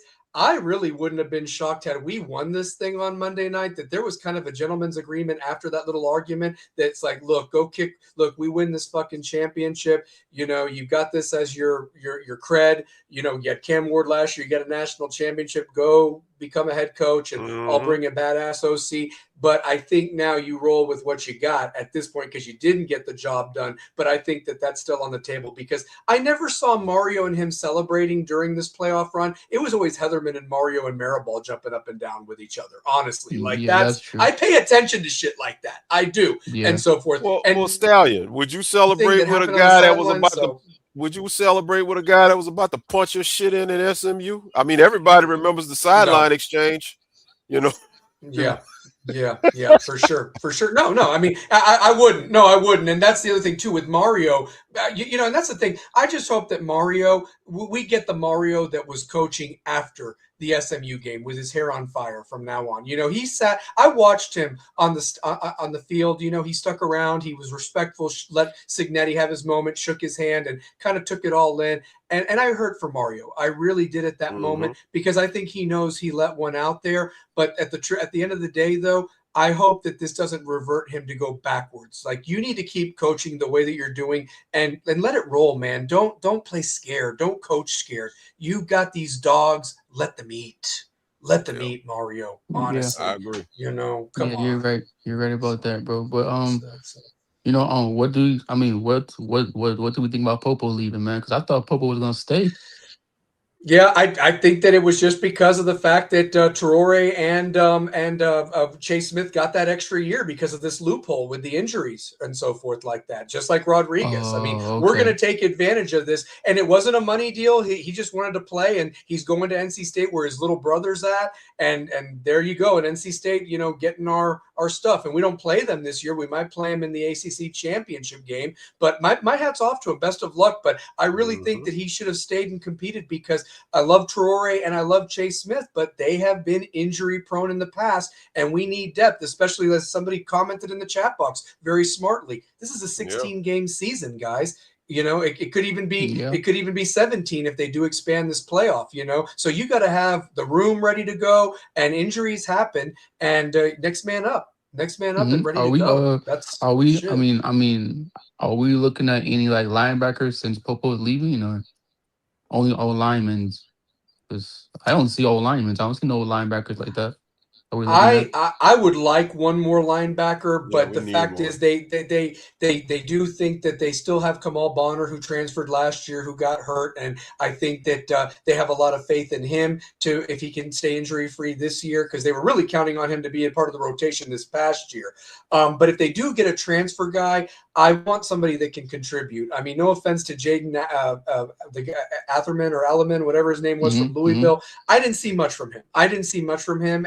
And you know, thank you for being a Cane or whatever, but we got to get the best at each position, man. This isn't the school of the poor anymore. We need to make sure we're evaluating, we're recruiting, and the most key thing, we're developing. And that is what needs to be shown from here on going forward. We cannot go backwards, especially with the success we tasted this year, guys. We just can't. It's unacceptable. Got to keep going. Next hey, yo, Larry Frank. Hey, Larry Frank. And Yes, I need sir. y'all to do something for me. Okay, can y'all go on Huddle and look up my cousin? His name is Ori Johnson Jr. He's plays for, I think, one of the teams in high school. He's a linebacker. He wears number 10. Okay. Let me know when next time you talk to me. Let me know you saw it, Huddle tape, and let me know what you think about him. What's his name? Ori Johnson, you said? No, Oric Johnson. Okay, Yeah, Oric Junior, Johnson. I'll look him up. yeah. I think I still have what access school? to my Huddle account. I Huh? think I still have access What to my Huddle school? account. Ah, shoot. It was the one that Justin Fields went to. In That high Georgia? school. Yeah. In Georgia? Okay. Yeah. Okay. I'll look. I'm gonna see if I still have access to my Huddle account. So yeah. Since I'm not doing the high school thing anymore. Check Look that him out. up because We'll he's look him up. hey, he's fast. He's fast, like I think he's faster than Popo. I mean, shoot, if you want to pull it up now, you can pull it up now. But yeah, but he's I think that's the linebacker we need. Kennesaw? Moving group. Kennesaw. Kennesaw. Yeah. Okay. Yeah. Okay. I can Look look him that up up. next time you talk to me. And let me know what you I'll think. look him up. I'm I actually will look him up. going to talk with Mr. B. I'll talk with Melvin because he knows he's down a lot. there in Georgia, isn't he? He's out So, there, and Kennesaw, that ain't far from Devon. So I'm gonna give them the names and let them, see what they can find out. And yeah, because Kennesaw is just north of Atlanta. So yeah. mistaken, That's literally so. right by Devon. That's literally right by Devon. Yep. Yep, for sure. So, well, Lakers all day. You got anything else, brother, before we let you go? So, man, hey, I just want to get back to the national championship. That's all I want to do, man. Hey, Lakers all day. You heard it right now. We are in Vegas next year. And as Larry said, the game's going to be played on January 25th, so a year from now, we will be playing Monday night in Vegas. And I don't give a shit against who it is. Book it right now. We're going to be there, baby. So let's do it. We all in. Let's do it. Go Canes, baby. All right, have a good one. Have a good one, brother. Yes, sir. Well, Larry, since we got just a couple minutes left, I want to do our Idiot of the Week real quick before we end this one. It's been a great show, man. I love everybody bringing the heat. This is what I'm talking about, guys. And let me just tell you this. We can agree to disagree. And here's the truth of it. We've tasted this success, and we know what we need to do to get to the ultimate pinnacle. And maybe it wasn't our day, Monday night, but Rocky had a sequel. Now, just like what you said, Apollo said there is no tomorrow, but Rocky had a sequel. We went toe-to-toe with the best team, and now we're going to get our shine, and we're going to go on a run that's never been seen before. Book it right here. This is from the Italian Stallion saying this. But real quick, Larry, who is your Idiot of the Week this week, by the way? And if you haven't done so already, real quick, before I give the floor to Larry, smash that like button and share us, baby, please. So have people join the show. And Tuesday night, catch Big Game, Kerry Reeves' debut, the KR Big Game show, Tuesday at 8 o'clock here on the Rebels with a Cause channel. But who is your Idiot of the Week this week, Larry Frank? Them damn Roonies in Pittsburgh, man. They've been pissing me off all year with Mike Tomlin. Now I finally get rid of Mike Tomlin and you rehire Mike Tomlin, the white version. At the end of the day, you went ahead and got rid of a mediocre coach named Mike to hire a mediocre coach named Mike. You saw what I sent you and Rocky today. There's a chatter that Dak Prescott may be getting traded for. You got freaking Aaron Rodgers already over there. I mean, this is a shit show. Like I'm just. Man, I've never been so angry as a Pittsburgh Steelers fan. I've been more angry at the franchise this week than I have in my 48 years of life. And they're freaking sickening, man. Man, it's like, what the hell are you thinking? And it's like you had what's his name? My guy, Chris Shula was on the table. You could have looked at him. You had Joe Brady with what happened in Buffalo. And Buffalo already hired their guy. And, I mean, at the end of the day, so, I mean, Brady's going to be available. And of all people, you go get the exiled Cowboys coach to be the new coach? Man, fuck him. Shit. And I heard that he was eating at the buffet. I mean, he cares more about what's on the lunch menu than he does winning games or whatever. That bastard. Stallion, I'm potentially going to have my quarterback options are going to either be Aaron Rodgers or Dak Prescott. God. Do you know how fucked up in the head I am right now? let me just tell you this. The Steelers are eliminated right now before this season's over. They're eliminated for next year. I mean, all I could see is there's old man Rogers and McCarthy reuniting YMCA. I mean, that's what that fucking is right there. The YMCA in Pittsburgh. Holy shit. So, wow. Unbelievable. I feel for you, man. My real quick, I want to do this. Kane's Raw's idiot of the week goes to Coach Dimples for calling that damn pass play at the end. Yeah. So, I mean,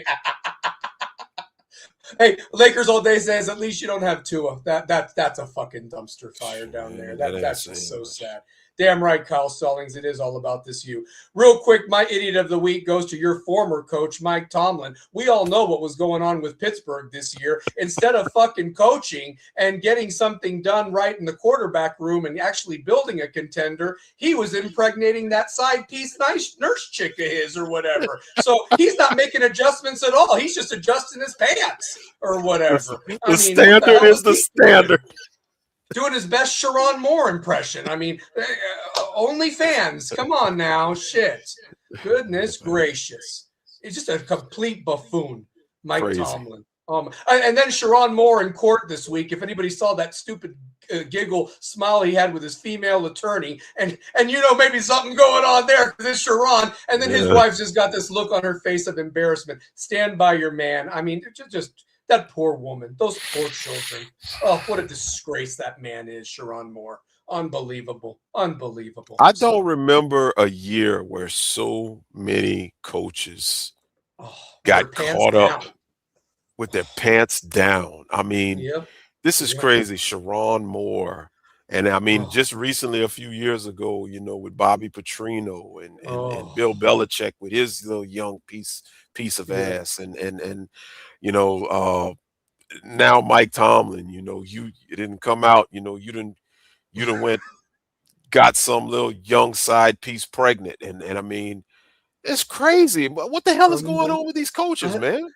I don't know, man. I don't know if Mercury's in retrograde or they're just having midlife crisis. I don't know what's going on. I will say this much, though. This other guy, you mentioned Belichick with Robert Kraft today with the Patriots winning. I kind of laughed to myself because he said, you know, the most important thing other than my family is this football team. And I said, yeah, you really thought well of them when you were at that massage parlor down in Florida. And I just laughed my ass off at that statement. I said he really cared about his family when he was getting the old happy ending with the Mama-san down there in Florida when the FBI raided it. I was like, yeah, you took real care of them. So, I mean, goodness gracious. Robert Kraft. I love him. He's great. He's great. Well, guys, listen, great show. I'm going to catch the chat box up real quick. So she's a snow bunny. I heard, wait a minute, let's hear. Wait, what? Somebody goes, what? Tomlin had a side piece? He sure did. A blonde nurse. She could be the sister of the one Sharon Moore was porking on the side that made her get what was it? The morning after pill. Coaches need a stress reliever to her OnlyFans. Yeah, I mean, my goodness. Urban Meyer. Yeah, how could we forget that scumbag there with the young girl in Jacksonville? Imagine me rocking a Malachi jersey with an OnlyFans patch on it. That's going to be the new sponsor moving grooving right there. So, except it's going to be an NIL deal for the coaches to stay in place or whatever. So, right. But anyway. But guys, listen, great show as always. Larry, thank you so much for taking the time out of your busy day and schedule to join us, brother. And listen, I'm so glad that my prayers and the prayers of this channel answered you and your wife, and may she continue to be blessed. And you need anything, brother, you know that this is a family here, and Stallion Speaks. And thank you for everything, brother. And there are going to be, we're going to be just one more year away celebrating that championship together. I feel it deep down, brother. But what's your last words before we get on out of here? So, hey, you know, just like I said this morning, I'm gonna reiterate it, man. So many people, I think most everybody is down in Florida, so you guys should be good. But for those who are in different parts of the country right now dealing with this snowstorm, be careful. Be careful. You know, we're dealing with it here in Louisiana. The northern part of the state is snowed in and messed up. Down where I'm at, closer to New Orleans, we're good. It's just going to be freezing Stallion, I know where you're at. I was looking at the weather report. I saw Nashville was shut down, so I know you're further Yeah, east. we got lucky. I don't know, it went like kind of up, and we didn't get any snow or ice. It is just cold and rainy here, and hopefully the roads are okay for me to go to work in the morning. We'll find out, because I don't really need to have an accident 2 years in a row like I did last year on the 26th. So I don't want another one. So we'll see what happens. But guys, listen, if you haven't done it already, smash that like button, share us. Spread the word. Stallion Speaks. We're going to go back to our normal schedule, 8 o'clock next Sunday, because there's no NFL football. But Super Bowl is going to be a little bit weird. I might do a Saturday show just in case, because I don't want to interfere with the Super Bowl on Sunday night. But for myself and Larry Frank and everybody that called in, thank you so much for joining the show. Remember, continue to speak your piece. And the Canes are going to be back in this national title game next year. Book it, and we will get 6 in 26. So we out, guys. Love you all, and go motherfucking Canes. I'm the stallion, speaking loud, no chains. From the heat of Miami, where we play no games. Boxing gloves down, but my mouth still swings. Trash talk sharp like a scorpion stings. Stallion speaks. Yeah, the truth don't hide. Unfiltered raw. Your late night guy, from the ring to the mic where the real collide. Stallion speaks on the untamed tide. Stallion speaks. I'm the untamed tide. Gloves off mic, on feel the fire ignite. When the stallion speaks, there's no polite. From the edge of the ring to the edge of your seat, I'm the voice that bounds to a ruthless beat.